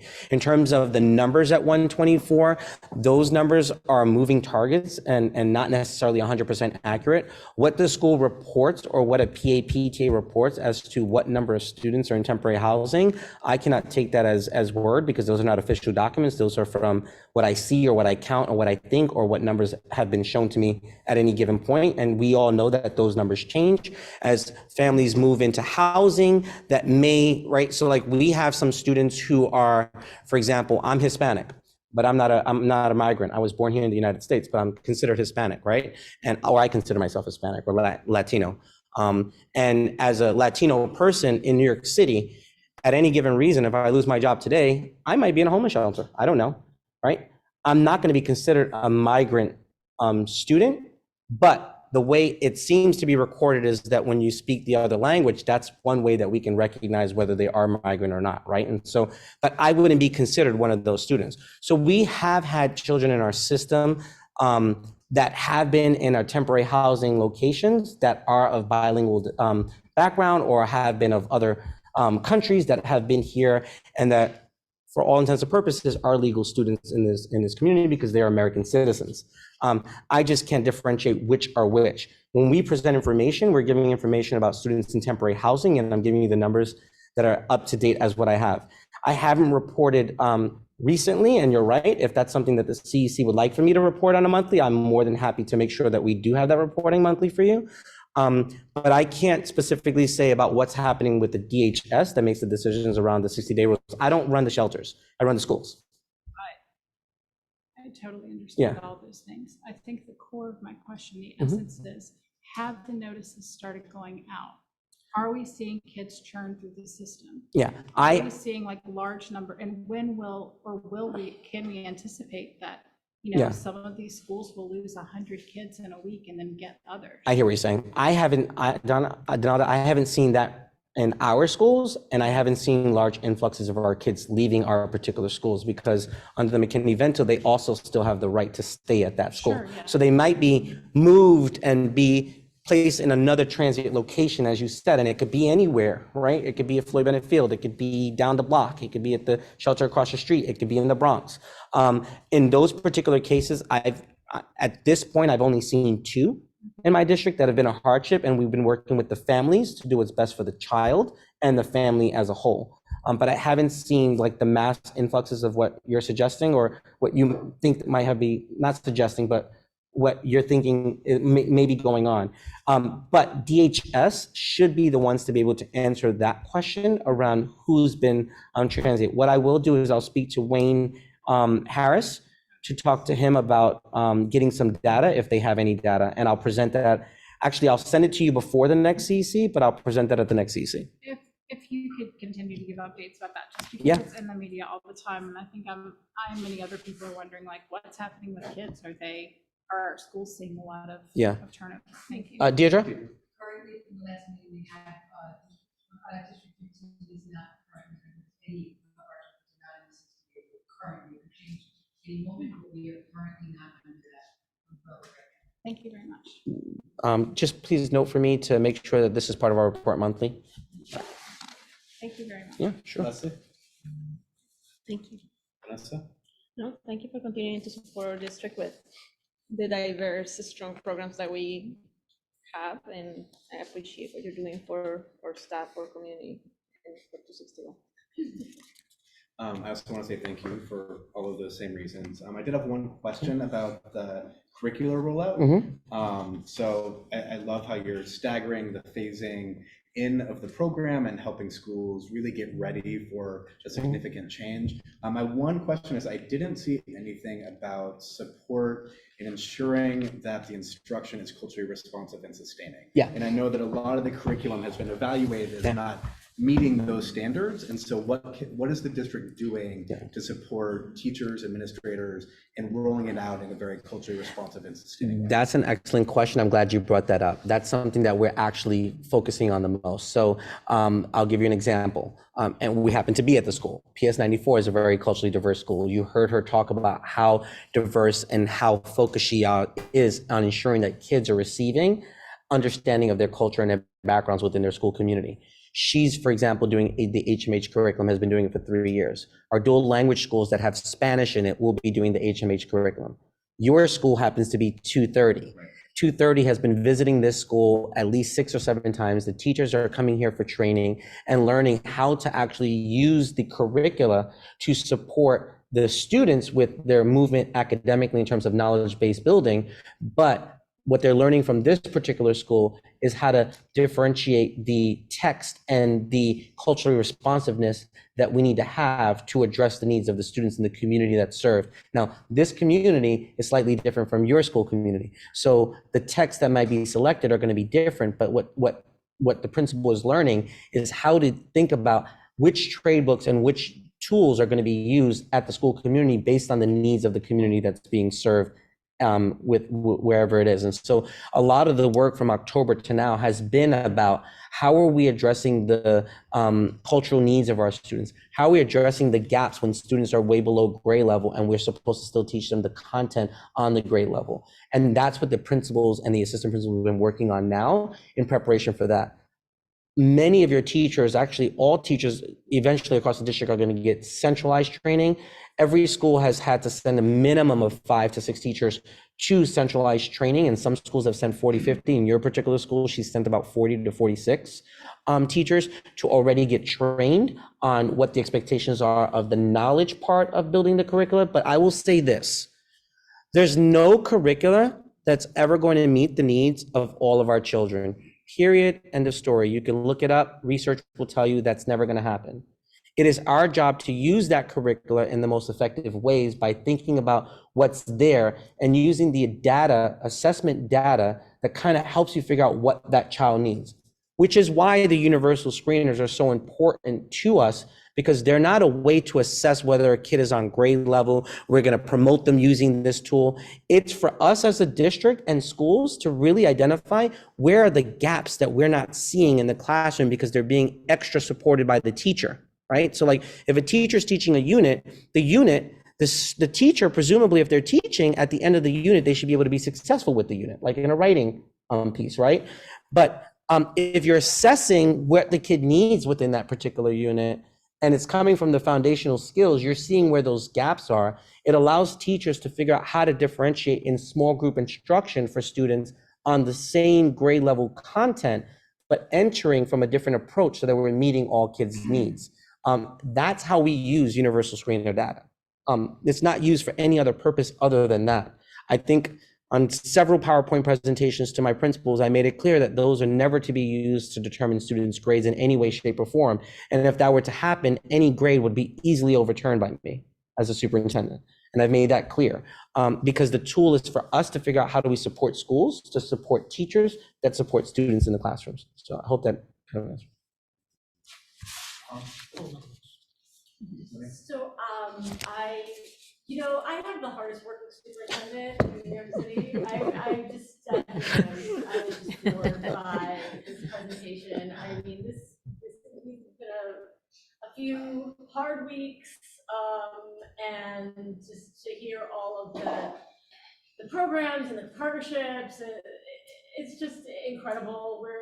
We're such a fortunate district in so many ways, and it's because of your Yeah, I do have to shout them out. You don't see them here on the camera, but I have Deputy Superintendent Nicole Lanzolato and Executive Director Deirdre Keys Kaibat, who are on my, I know I said her last name.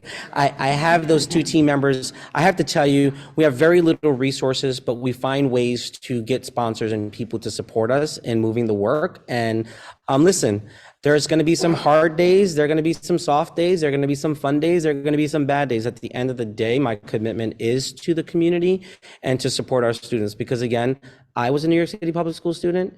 And honestly, it was the system, as crazy as it can be, as bureaucratic as it can be, as everything everybody has negative to say about the system. But I can tell you that that system saved me from a child coming from East New York, Brooklyn.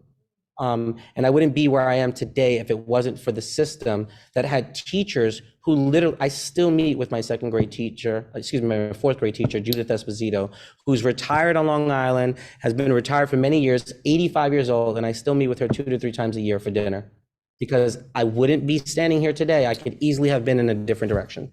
So it really is important to me.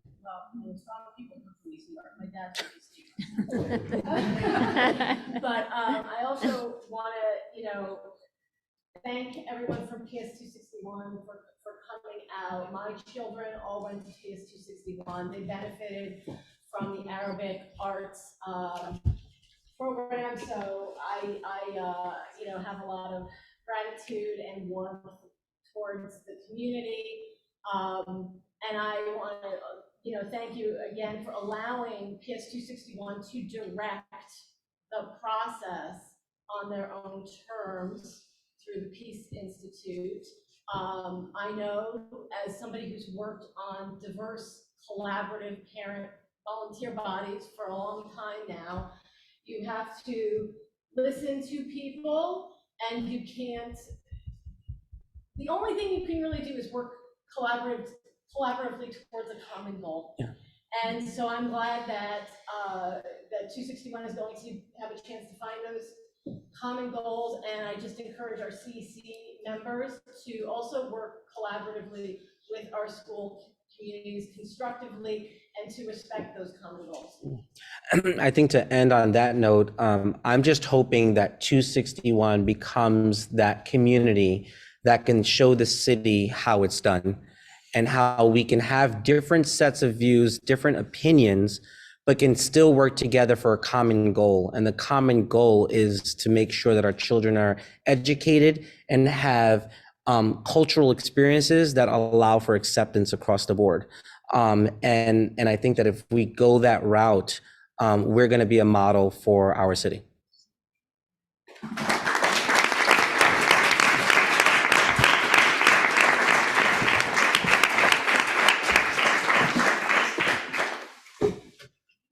Moving on, we've got our Brooklyn North High School report.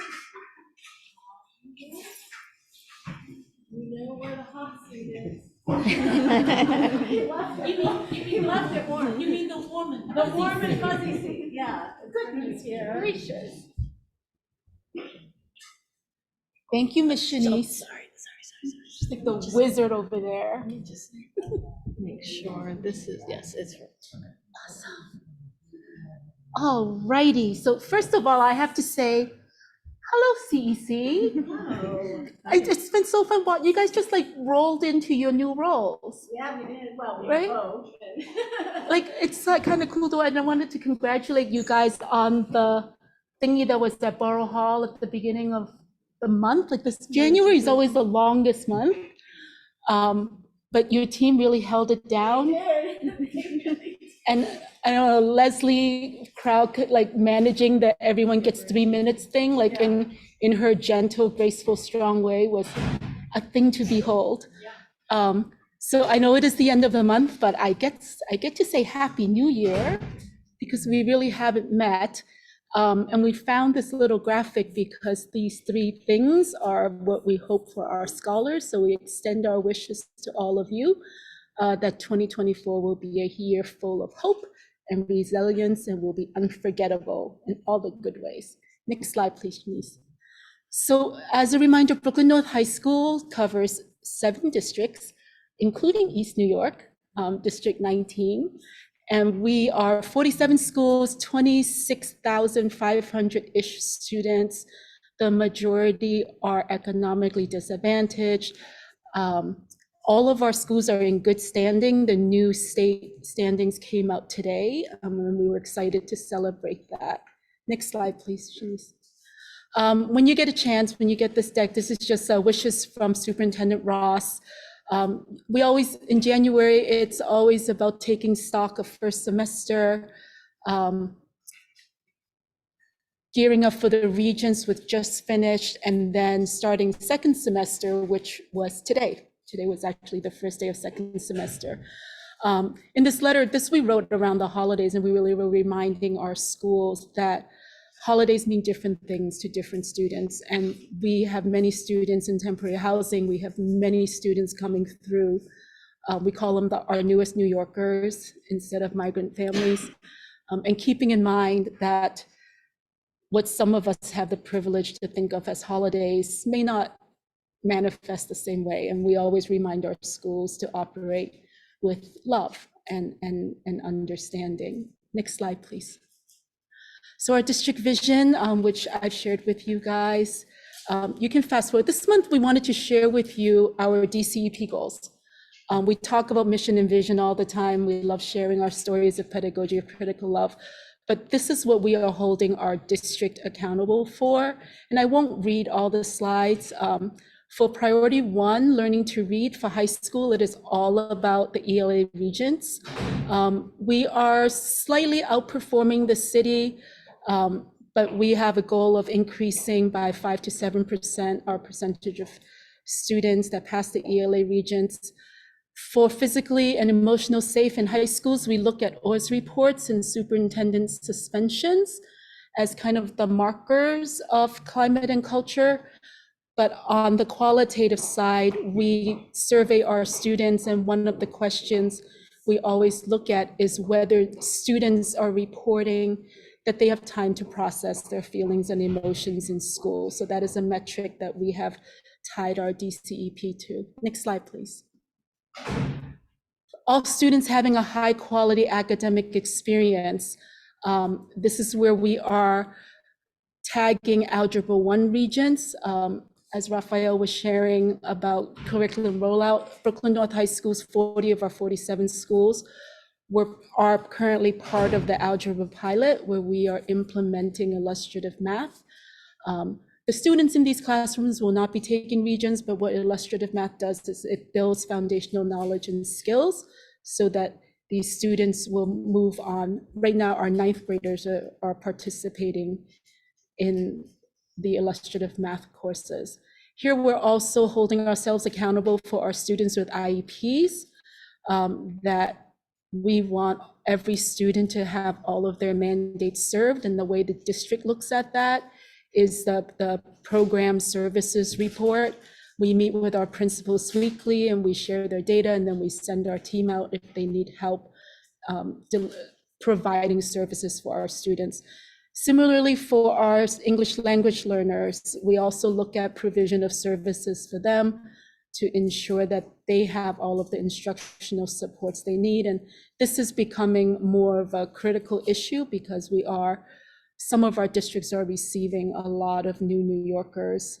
So our L team has been very busy. Next slide, please. For college and career, this is the anchor for all of our students. We look at advanced regents diplomas. We look at our students that are engaging in advanced placement, early college, international baccalaureate. And something new, again, in response to our increasing L population, more and more of our schools are engaging in the seal of biliteracy, where students who come with a native language other than English have an opportunity to earn, it's like extra credit on their diploma by demonstrating literacy skills in their home language. Next slide, please.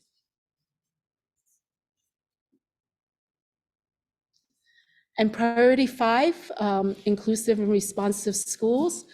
This is where we are tasking our parent coordinators with increasing the percentage of parents that are engaging in school events. As a district, we have offered 2 district-wide parent events, and we're planning a resource fair for our migrant families, our newest New Yorkers, and we are planning a special education workshop. We have quite a few schools that have the ASD Nest and Horizon programs.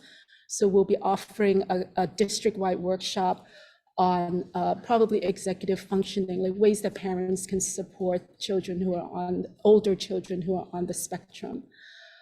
In terms of the chancellor's charge to make districts more appealing to families, we are actually in East New York in District 19, working on a couple of campus reimaginings, where we are hoping to bring more diverse schools to East New York. So you will hear about that. If you follow the PEP, we'll be very busy in February. And then the thing that Janice Ross started when she became superintendent, which is really pushing our schools environment to reflect the future of how our kids will learn. And every month we take our principals to one of our technology partners so they can experience what it's like for them as adults to learn with integrated technology, so that they can then inspire their teachers to do the same for schools. And the last month we were at Cisco, and they were showing us how artificial intelligence can be used in classrooms to enhance the classroom experience. And Janice was just at a conference in England, learning more about how this is being done worldwide. Because we want our students, when they emerge, they'll emerge into a work world that's nothing like what we're used to. So this is our way of trying to keep them ahead of the curve. Next slide, please. And then all of that, all of those metrics translate to our 4 goals. For career readiness and work-based learning, we're collaborating with the city on Future Ready NYC, where students are getting a curriculum very similar to what Hethel does with her organization, which is exposing students to different careers and helping them find a track that's exciting to them. We have schools offering modern youth apprenticeship, where they started last year as 10th graders. This year, 11th graders are getting paid work experience as part of their school experience. So they may be in school 3.5 days a week, and then they're at work for the rest of the week. And it's all tied into academic credits and being paid minimum wage for work. I spoke about illustrative math. For literacy, we also are using Houghton Mifflin. 20 of our, we're not in the formal pilot for the city, but 20 of our schools are using the Into Literature curriculum with our 10th graders. And then for science, we're partnering with New Visions for their, I believe we're focusing on biology this year. For parent engagement, our parent coordinators meet every week. We look at a report that's called the PCAR. It's all a set of numbers, but what it does is reflect the workshops that they are offering their parents. We expect each of our schools to be offering at least 1 workshop or engagement event for their parents. And that's what our team supports with. And then, like every district, we keep a sharp eye on attendance and chronic absenteeism. Holding our breaths with the good news that our chronic absenteeism rate right now still remains below 20%. We know as spring comes and high school get more frisky, that rate will be hard to hold on to, but our attendance team works very closely with our schools to keep track of every single student, so that if they're missing a certain chunk of school days, that someone notices before they become labeled as chronically absent. Next slide, please, Janice. And then just some overview data for the schools in District 15. We have the schools on John Jay campus, we have Digital Tech, we have Cobble Hill, we have Sunset Park. Right now, all of our schools have above 80% attendance, which we're really excited about. The chronic absenteeism rate here looks higher than what I previously shared. This is because the city is looking at what's called at-risk chronic absenteeism. So they may not be students who have already missed 10% of the school year, but they're students that we are watching. And then, of course, our graduation rate, which we're super proud of. 15K463 Cyber Studio Arts Academy has a new principal who's doing amazing things, including a digital film festival that they just hosted. We brought in new leadership because CASA needs a renaissance, and Principal Wap, who joined the CEC a couple of months ago, is doing an amazing job. So we're looking at that graduation rate to rise. Next slide, please, Shanice. And then just a few things that are happening. DTech is all about college acceptances right now.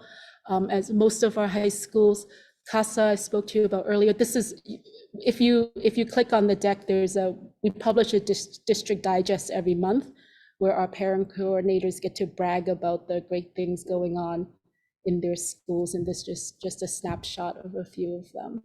Next slide, please, Shanice. And then just as usual, the different ways to stay in touch with us. We're on social media. We have a pretty robust website that has a lot of this information I'm sharing with you, and then our district digest. Thank you. Thank you.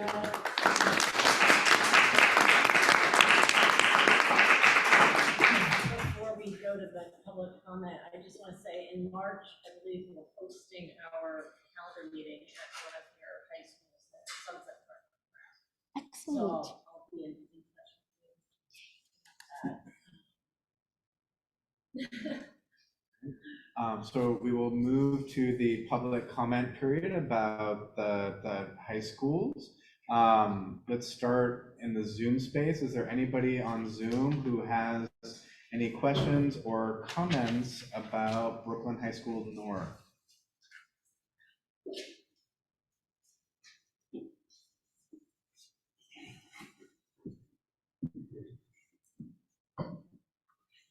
All right, if there are no questions or comments from Zoom, is there anybody in person who has any questions or comments about the high school? You did too good of a job, Sheila. Dude. Yeah, Jenna? I don't know if this question necessarily is for you guys, but Michael Bloomberg just donated $250 million medical tech programs and radiology technology program and respiratory therapy program for high school students to go into the medical field. I don't know if anything from that donation has impacted any of the high schools in Brooklyn North, or if there's been any conversation around it, because I know a lot of students benefit from graduating from high school with an associate's degree and going into the workforce as opposed to going straight to college because of financial reasons. Yeah, absolutely. We haven't partnered with that particular release of funds because it's brand new, but Cobble Hill High School has a biomedical science program where students are fulfilling their high school courses, but they're also attending remote courses with the university and working on getting apprenticeships. In District 19, we have the fire department. We have a partnership, a high school that's in partnership with FDNY, and they have an EMT program, which for 4 years they coach our students, and then the summer after they graduate, they host them at the academy to make sure they pass all of the courses. So the minute they turn 18, they are licensed EMT technicians. Also in East New York, we have, and I shared it with the council last year, but we do have a variety of CTE programs across our 7 districts. Maxwell High School just started our registered nursing assistant, I think is the title. Yes, because we just convinced the school nurse to work on getting her certification so that she can teach as well as serve as a nurse. This morning, gosh, it has been a super long day because it was the first day of second semester for us. But I was working with a school that's talking to Woodhull Hospital about, because part of the problem with getting some of these experiences in the high schools is qualified industry people. So one way around that problem is to partner with a hospital so that they're providing the industry expertise, and then we provide the academic partners. So lots to come about that. But I will look into the Bloomberg thing. Thank you. Any other questions or comments? We'll move to CEC member questions or comments. Nancy? No, thank you. Always so interested to hear. Janalda? Leslie? Yeah, thank you so much. You missed all my I love Leslie shout outs. I was congratulating you guys on the legislative breakfast. Thank you. Vanessa? No, thank you for coming again. Thank you for everything you do. Thanks, Jonathan. I have a question about literacy. Is there any thought being given to high schoolers who sort of aren't going to get the benefit of all this new phonics curriculum? I mean, I have a kid with dyslexia, and I know it has improved. She's in high school now, and it has improved, but she got a lot of encoding and decoding support through her career thus far. And I know at some point, usually the brain just sort of figures out reading, but there's a lot of kids whose brain just doesn't figure out reading. And so I'm wondering if any thought is being given especially children with IEPs in high school, they need additional encoding and decoding phonics. They may, and I think that it depends on the school and the program. So we do, through, Raphael said it earlier, like through formative assessments, we do keep track of where students are struggling. As a district, we haven't really engaged in thinking about a district-wide reading intervention, but maybe we should. We'll think about that. Yeah, because, dyslexia is genetic, and my brother-in-law faked his way through high school and graduated illiterate. So kids do that. They don't necessarily like just figure out reading by gestalt. They fake it. And I really hope that somebody intervenes at some point before they graduate. Yeah, maybe I'll come back and talk about that next Yeah. month. I'll do some research. Yeah. All right. Thank you. Thank you so much. Thank you. Thank you. Okay, I want to make a suggestion that can we take like a 4-minute break? Just like to stretch our legs and because I just don't think I can go right into the SCA capital plan stuff. Like, can we just get up and like for 4 minutes and, I mean, Fine with me. Yeah, If I could just say one thing. Yeah. Is the chat is going off, and I just want to Yeah. be clear about something okay, as a see superintendent, so that. there is Okay. no miscommunication. okay.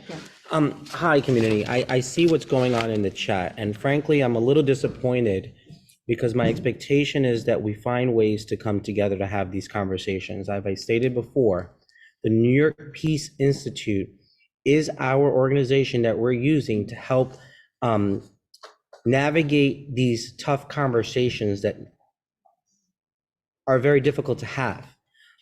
Everyone has points of views, and until all the information is shared, we cannot discourage anybody's points of views, whoever the group is. And I want to remind everyone that those family circles are your place to be able to provide that voice, regardless of where you sit on this particular situation. Wednesday, February 7th, 2 in-person sessions planned from 5 to 6 p.m. and 6:30 to 7:30 p.m. Tuesday, February 27th, 2 in-person sessions planned from 5 p.m. to 6 p.m. and 6:30 to 7 p.m. 50 families per session can register. Work's going to be done in small groups of 7. The New York Peace Institute is there to hear your voice and to come up with some possible recommendations from all community members, not one side, not any particular side, all sides of all members who live in that school community. And I needed to be clear. This is why we're bringing them in, to have these conversations. And I think it's important that we recognize that these are the opportunities for us to have those tough conversations, albeit we may like what we hear, or we may not like what we hear. It doesn't matter what side. I think it's important to hear one another. And I think we've lost that opportunity to actually sit there and listen and hear one another. I'm not interested in taking a side. I'm interested in having adults come into a room and talk about what happened, where they sit, why they feel the way they do, and discuss how do we move forward as a school community. I also think that we have to really recognize that in some cases, some information is not all the information. And that's why it's important for us to have conversations instead of pointing fingers at one another. We are supposed to be the role models for our children. And it is our expectation, or my expectation, that in a community like School District 15, where we pride ourselves on collaboration, on shared commitments, and on ensuring that all voices are heard because we are a diverse community, that we sit together and have these tough conversations and allow the New York Peace Institute, which is an organization that is well known on whatever side of the aisle you may want to sit, whether it's Republican, Democrat, whether it's Palestine, Israel, it doesn't matter.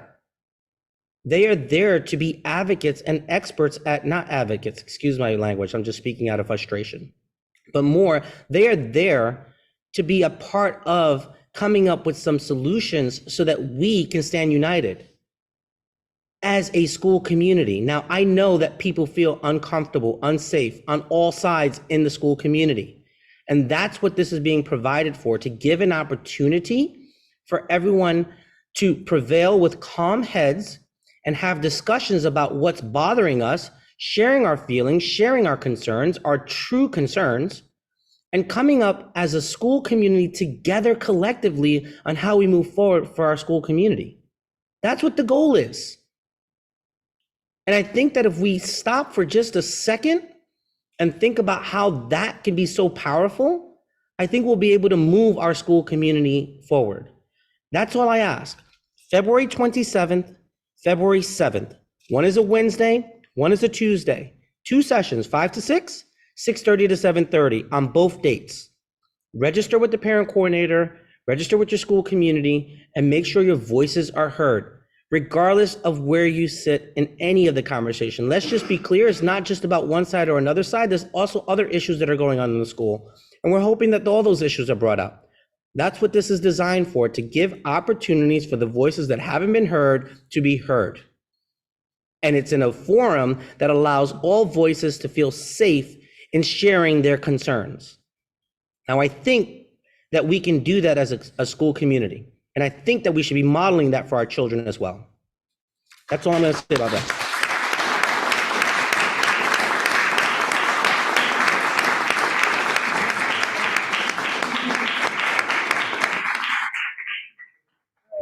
Unfortunately, you don't get a 4-minute break. That was your break. So if somebody has to go to the bathroom, by all means, go to the bathroom. I think we just have to press on, because we do have to get out of here at 9:30. Where did my time go? Here it is. Okay. The recommendations that we had for the SCA capital plan amendment for November. Shanice put the spreadsheet in our folder. It's a little bit difficult to see. If some of you have your laptops, it might be easier for you to click on the link that is in the agenda. So let's just review what we did with this list last time. Carmine Francesi reviews the first list, and he marked a bunch of things as potential SCA capital plan projects. Those are numbers going up to 29. If you see on the side where it says in green, it says priority numbers 6 through 29. Those are the ones that he marked as potential SCA capital plan projects. Then where I made that green line, that's where it's sort of the list starts again. And these are just all projects that could be for DSF or Reso A. But then we got some late entries. If you go to row number 66, I'm sorry. Oh, yeah, I guess yeah, that's a good idea. There we go. I'll share the screen. Brilliant. Okay. All right. So when you get to row 66, you see it says late entries. We got some late entries for people. I added those on. Shanice is going to add those to the document we sent for the November amendment. And then if you go down to row 83, we had a conversation at our last business meeting in which we came up with sort of a preliminary list of, what is this, 10 or 11, 12 potential priorities. I would like the council to, we've got to figure out a way to narrow this down to 5. And maybe we'll just go sort of down the from council member to council member, and I was just wondering, based on what Tamar told us. yeah, In terms of what they will prioritize, yeah. should we look at those 11 that we selected from last week to see if any of If those in- should not be included based on what she Okay. said? Oh, that's a good idea. Okay, all right, so let's read through those projects. Okay, so for 136, there's an elevator. For 124, there's exterior waterproofing with interior damage, leaking roof penetration near the exit, and water damage. Damage to walls and stairwell leading to basement. 130, the lower school, 3rd and 5th floor bathrooms needed. They need more stalls, and they need to reduce their urinals. Is that what it said? Hold on, let me click on it. Reducing urinals and lower the sinks. There's not enough toilets for the students. Then high school 656 needs an ADA compliant entrance. 447 needs an ADA compliant entrance. 958 needs age appropriate ADA compliant playground equipment. 24 needs an ADA compliant bathroom, sinks, stalls, toilets. The next 3 are all the children's school. They need a new boiler, upgrade to the drainage areas in the internal playground to support heavier flooding, and then stormophilia, interior flood damage with high mold concerns, repair floors that are cracked and buckling. There is water damage to the ceiling and area Around the window. around the windows. Thank you, I couldn't get. And then 51 needs electrical upgrade to the entire building.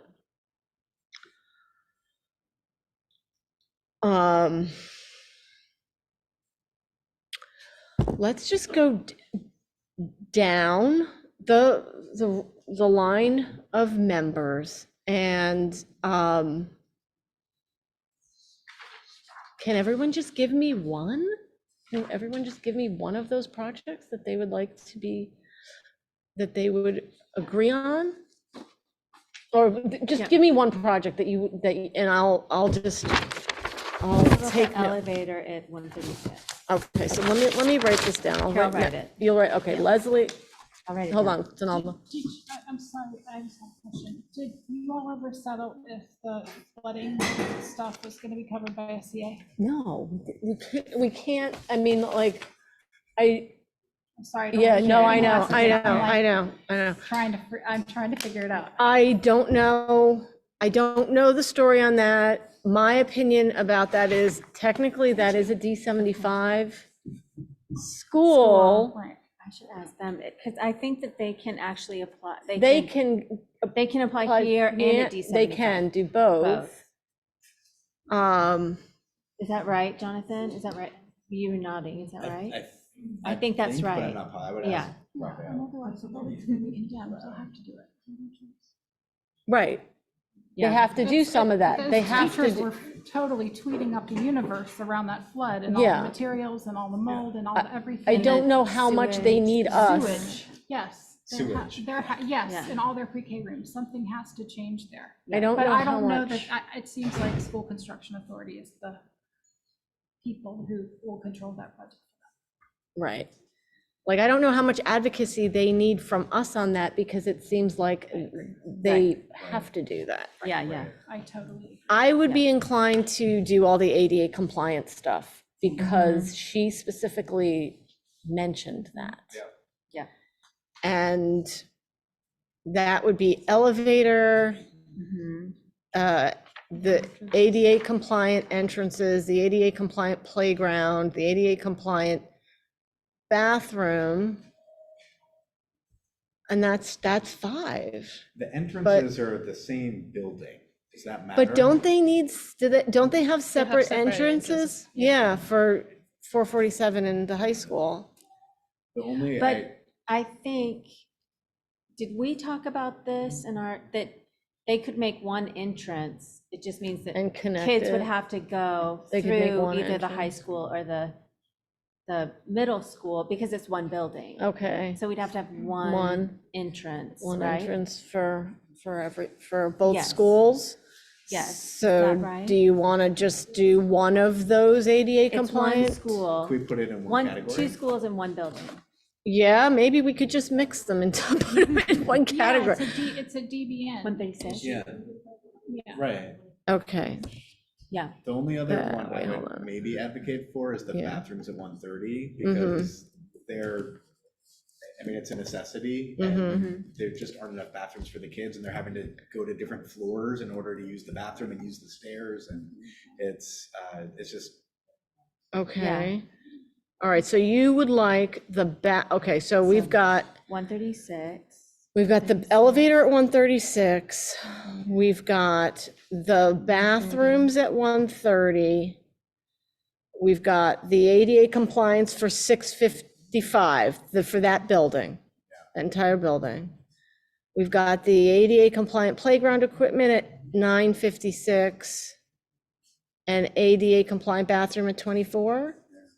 what about 51 with the electrical? That seems like a very likely yes from SCA. They were talking about the Electrical? budget Yeah. that they're allocating Right. for electrical. So maybe we nix the elevator because it's very unlikely that they'll The do the elevator. But the elevator I know that the elevator at 136, like that has been such a huge I know, issue for they've always them. wanted it. And they keep getting denied, and they've been asking for years and years I know. for this. And it's becoming, and this 24 is like kind of a funnel school for 136, and there's children who live in the neighborhood and need to have a local school, like it's good for the families, and they're having to travel, it's becoming a nightmare for the community. Okay, so, Maybe 6? no, we can't do, they only give us 5. They only give us Can 5. we ask? I'm quite confused Tamar, though, because I who thought are that went to the supposed to go to presentation Supposed to go to that were- school. the They have to be budget bused elsewhere. was ADA, Yeah. because we don't have a middle And school. they And have electrical. some sort of, and they Right. have Did it some say sort of electrical? It did. disability. They do, yeah, they So have, is there a way we they can can't go to advocate their for the schools? schools. well, All of we're them. gonna advocate for all of Everyone them. goes. No, that's They're gonna not get good. all of these projects. And they've been asking. It's just that you have to choose 5. Can we ask Tamar which one between the elevator and the electrical upgrade we should? Okay, so you don't want to vote on this tonight. Send the 6 to tomorrow. Send the 6 to Tamar. I'll be comfortable saying, if Tamara says the elevator is highly unlikely, to just eliminate it from the list immediately after her advice. I think we can Okay. vote on the 6 and whatever she eliminates. Oh, okay, right, Right. okay, I No, got that- it, okay. Got it. Is there a way to get into 136 at all for anyone who has a wheelchair? Because it's got the stairs in the front, right? Oh, wait, Right, right, Oh, right. okay. That's kind of why I'm, So there's no Okay. ADA accessible entrance either, All right, you just so, can't, like, you physically cannot get in that building if at you're in a all. wheelchair. If- Okay. Right. we've got a hand raised. Should we? All right, we're gonna go to public comment, I think, in a minute, Yeah. but, and we do have to take public comment before we vote on this. Okay, Yeah. But right now, the thought on the table is to vote for these 6 schools that I have put in red on the screen, 136, 130, the building 655, 958, 24, and 51, and submit them to Tamar and say, tell us which one we, Based on what Donalda said, should we add ADA compliant entrances and an elevator for that building? Because I feel like an Yeah. oh, at elevator 136? at 136, but wouldn't it make sense to do both of those yeah. If we don't at have the any school so entrance that without- it can actually be accessible for? Can it be submitted as one? Sure. I mean, it would, I mean, it's. I'm gonna put it on Yeah. one ADA line. accessibility, I'm gonna put it on right? one line. yeah. Right. I'm gonna put it on one line. ADA compliant entrance and Yeah. elevator. Yeah. Right. I think that when they did a school in District 15, when they put in the elevator, they made they made sure there was ramps and stuff for kids to get into the Right. So building. they should do both. Yeah. Why don't we go to the public comment? Because there might Okay. be some insight So out there. we're gonna move to the public comment. Lupe Hernandez. Oh, Shanice, can you unmute Lupe? Is it your computer? Oh, I Oh. was able to. Can you hear me? Yes. Thank you. Good evening, CEC 15. I appreciate this amazing meeting that you guys have held. I am one of the members of the Citywide Council for Special Education and have had, even as an IEP rep on my previous council, had to advocate for ADA compliance in our school buildings. And I just want to flag that these actually will not count towards your 5. So I highly recommend that you submit them regardless, and your 5 are still your 5 because they have to comply with ADA. And building facilities actually doesn't have a timeline for that, where they are working to make our schools ADA compliant all year round. And they don't actually have the restrictions of just the 1-2 times a year that we're submitting these capital improvements. So just food for thought to help you guys in this process. I hope that helps.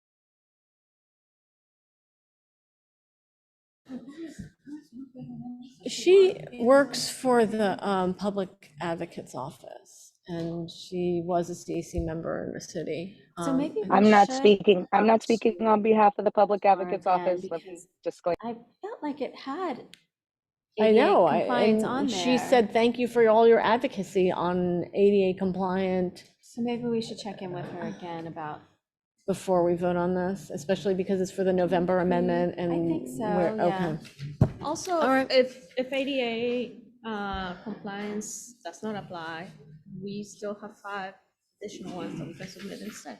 yeah. They're automatically in. So Right, yeah, either way, okay, we're good to go. okay, so we're holding off voting on this. Okay, Antonia, Yes. if we don't submit, we already missed our deadline. We're gonna lose. 3-1. so we missed that first deadline in January because of the cancellation of that business meeting. We submitted the big long list to them. So we missed the opportunity to do the top 5, but they got the big long list. We can submit 5 to this November amendment. Yes, we missed February's amendment, but these will go into the November amendment. Okay, if So- these were included, they could be selected, right? Like, because they were included. They in the could if they consent. look at the rest of that list. I don't know. Yeah. So I guess I'm going to have so the council is directing me to have a conversation with Tamar about these 11, Yeah, I think that makes sense. and then Or we choose submit. more wisely. Or you finish your sentence. Yeah. Or you say, these are our 5, if they don't if the ADA Mhm. are not, if you won't accept those, these are the ones we would like to. Exactly. Okay, all right, so which are the five again? Because I took my, okay, the 136. the elevator, the 130 bathrooms, And ADA. all the ADA compliance stuff. And then did we take, I have 5 here, and then 51 is on there too. Did I? Yes, Are we taking one of these. 51 off? Because I really okay. want it to be considered. They have like, they don't have Well, the capacity for air conditioning in depends warm on weather. Tamar's. They don't have the Right. capacity for all the smart equipment they're getting for testing. They don't have like, it's pretty Mhm. serious.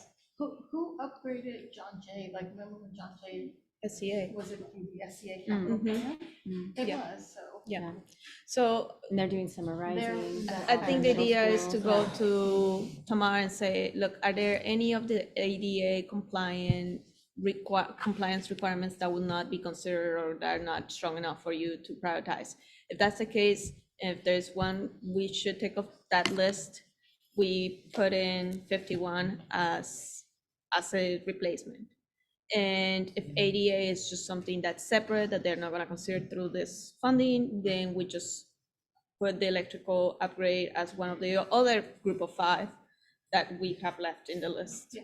So we have, Mhm. 3 variables depending on what Tamar says, but essentially the list is there, Yeah. just depends on. Yeah, that makes sense to me. And should we also just all reach out to our schools to remind them to submit for Reso A Yeah, so, before the deadline? you were going to do something with the list, right? I was going to, I didn't, because I Okay. haven't had the chance, but it's Right. on my to-do list before the next meeting. Okay, because you were gonna submit it to the city council members and to the borough? I was just gonna I compile a list submitted it for to the borough DSF. oh, Yeah. you were gonna do DSF? I was- Okay, yeah. so I will submit to the city council members. I already submitted to the borough president. Okay. So just, okay. When is the Okay, and I resume can submit it, deadline? I can submit it to DS. They said the 27th of, 22nd of February. All right, so are we voting? Are we voting? I think we can vote on this Further list. wrote, you can include all, and I would submit ADA ASAP. They accept ADA, but those upgrades are not restricted to the submission periods, if that makes sense. Reso A is still an option. What are you for reading? improvements. What are you reading? This is. Lupe Hernandez, the person that. Oh. spoke earlier in the chat. I can clarify. I don't know what was Could you said just after I repeat that talked. for- She says, I you can just- include all, and I would submit ADA ASAP. Okay. They accept ADA, but those upgrades are not restricted to the submission periods, if that makes sense. Oh, I see, I didn't I'm not understand. saying SCA will Okay, do so any why don't we ADA just- upgrade, but you're not Can restricted we, to can their we make a, submission yeah, process. okay. SCA does do ADA and always incorporates it in upgrades. Okay, so fine. Can Correct, we? but you're not can we- limited to can that we, time. like, vote on 5, include 51, and take off one of the others? I would suggest, honestly, as much as it pains me to do this, we've put in this request for 136 in the past for an elevator, and they have rejected it. Then we need to say that that's our number 1 choice. Okay, well, then we need to select one other one to knock off this list. Why it's being rejected. Yeah, Like, so- can't we have this conversation tomorrow, so we make sure we're not adding something that there's a reason why? it's We not should being tell them, we should say considered? it's necessary for the community. Why? So you want to vote on this in February?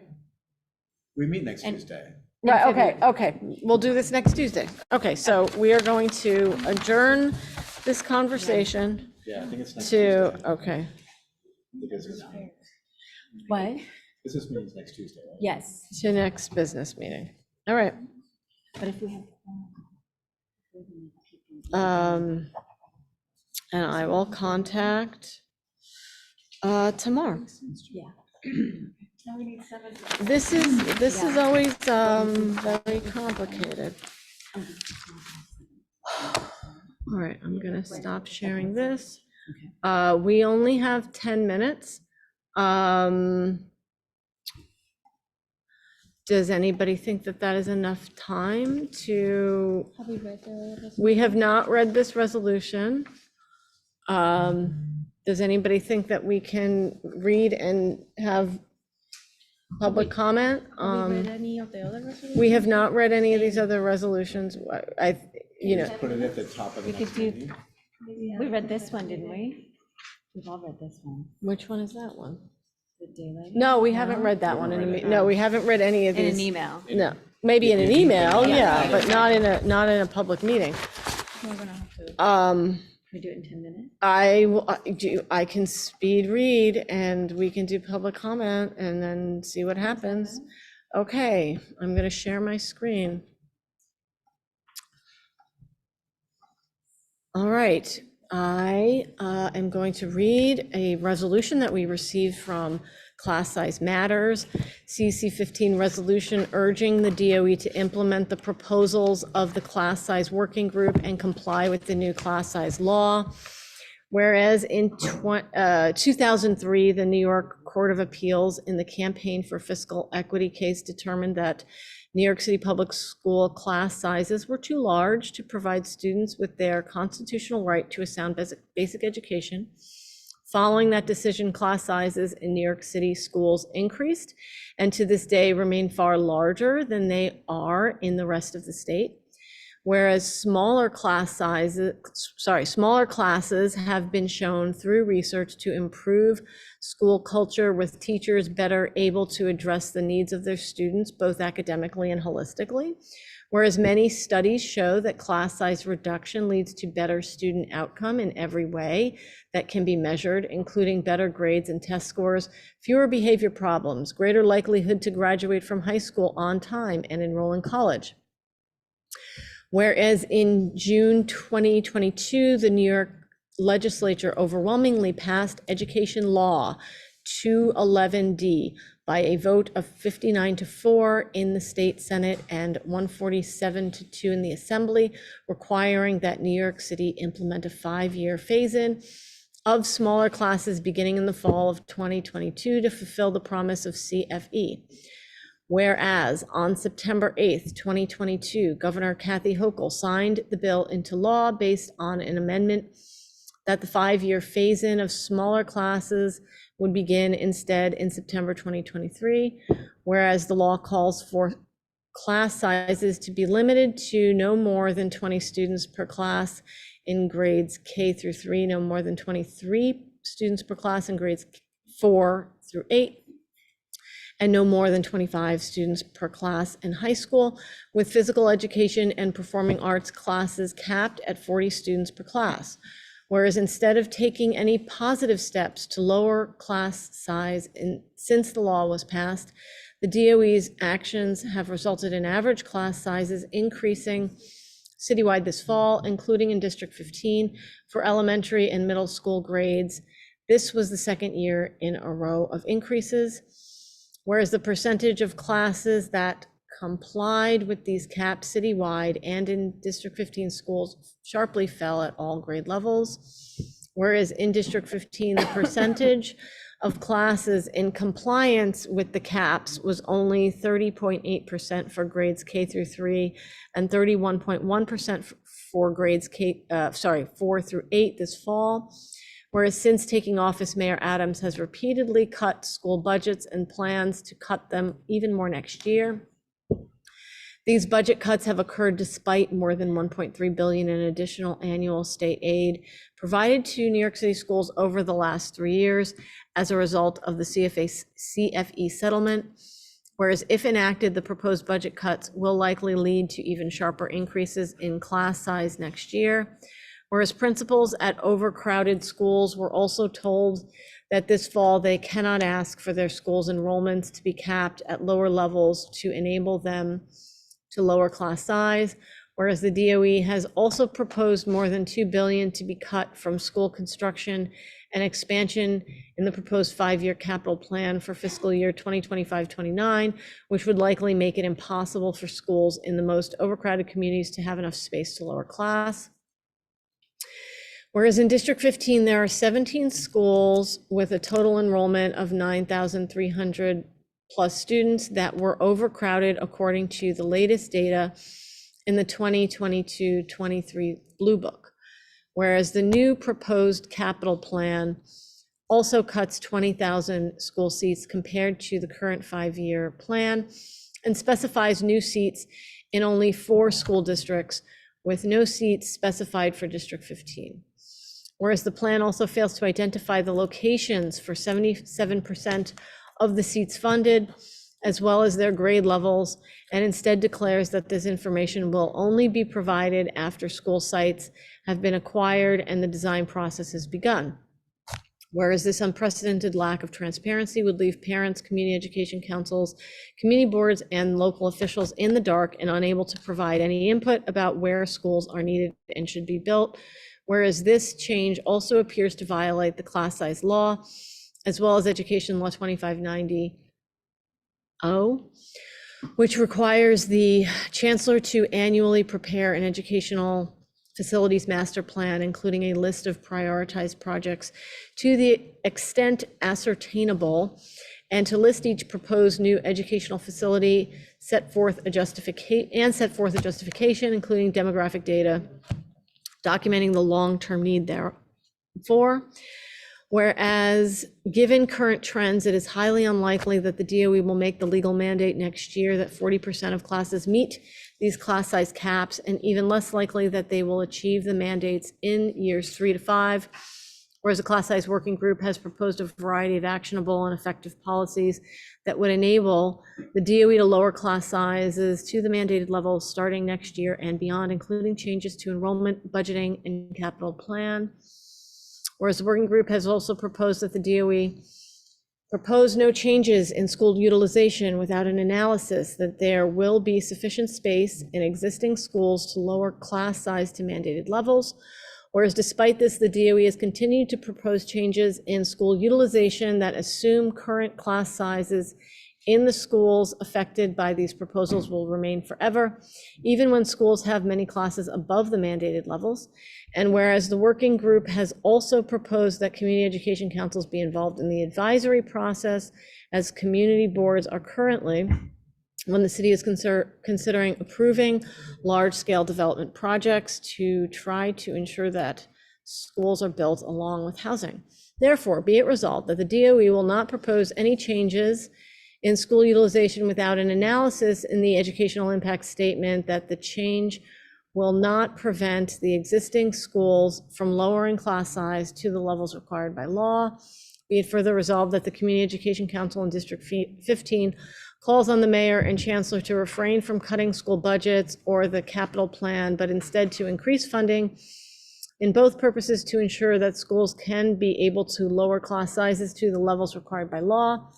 Be it further resolved that the Community Education Council in District 15 demands that the DOE and the School Construction Authority specify in the proposed capital plan where new schools are needed and where they will be built, and how that will provide enough space in every district to lower class size to mandated levels. Be it further resolved that the Community Education Council in District 15 recommends that city planning should include CECs as well as citywide councils in the advisory process when large-scale developments or rezonings are proposed, to ensure that sufficient school space is built along with new housing and that local schools do not become even more overcrowded and unable to lower class size. Be it further resolved that the Community Education Council in District 15 urges the mayor and the chancellor to immediately adopt the class size working group's proposals so that New York City students are able to benefit from the personalized feedback necessary for them to have a better chance to learn. And be it resolved that should the mayor and the chancellor fail to take these necessary steps, the Community Education Council in District 15 urges the state education department to require them to devise and implement an effective class size reduction plan as soon as possible to achieve these goals. I'm going to pass it to the parliamentarian for public comment. We have 1 minute. We're gonna open it up for public comment. We'll start in person here. Yeah. And over there, I am here to lead and ask you all to pass this resolution. Our kids were supposed to be in class of 22 students this year, but they're now in class of 30 to 31. It's greatly affected our children's ability to learn and participate in class and enter into school. We vote yes, and also not to mention what expensive lights in the second grade. Yes. My name is Johanna Bjorkman. Yes. I was a member of the class size working group. I was the co-chair of the Budget and Finance Committee. I am urging you to pass this resolution. It is the result of decades of advocacy by parents far beyond this district. It is the law we have, and it is the law, and we need to send a strong message to the chancellor that parents are behind this law. There is a campaign that is promoting misunderstanding of what the class size work group actually recommended. We are recommending community solutions for how to implement the law, because we cannot have a cookie cutter solution in a city as diverse and with as New York City. It is equitable. The definitions that were used by the DOE about equity transfer is a bean counter's definition of equity. They talk about this being benefiting a 25% quartile of schools, when that includes schools that are 65% of the students are at poverty. We are such an economically segregated city that this is going to affect every school in the city, every student, and it is a huge win. Happy to talk to anybody who has that. Okay. Thank Is you. there any other Any comment? comments on Zoom? There was one person who said, please vote yes on the Okay. resolution. Any other questions or comments from the Zoom land?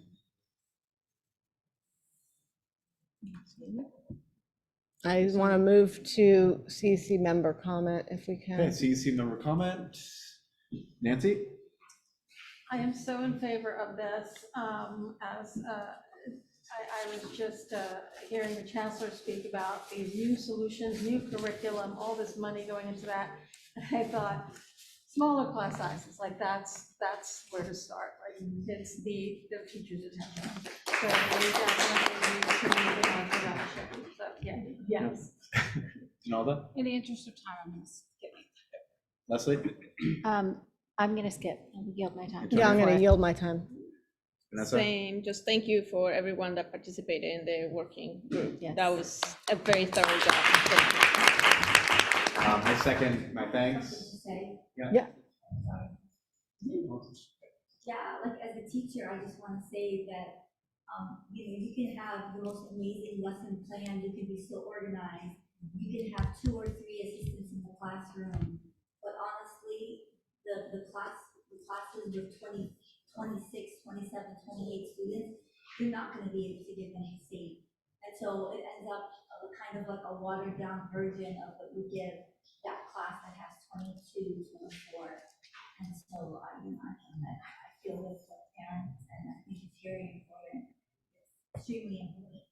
Right. Thank you. I want to make A lot of people are saying thank you in the chat. Yeah, everyone. in the chat is I want to thanking make a motion to vote. Second. Okay, and do you want to call roll? Or Shall I Me? call the roll? Oh, Somebody. actually, you go ahead and call it, because I don't have it. I'll call it. Antonia Ferrara, I vote yes in favor of this class size resolution. Leslie King? Yes. And Vanessa Gonzalez Yoka? Yes. Nancy Cruz? Donalda Chumney? Nancy Randall? She's not here. All right, Hans? Jonathan? Yes. All right, we passed a resolution, record time. It was unanimous support. I move to adjourn. Yes, I move to adjourn. I move to adjourn. Jonathan moves to adjourn.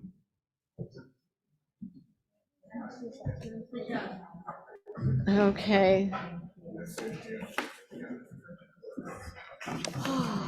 I feel like I need to notate all, okay, let's.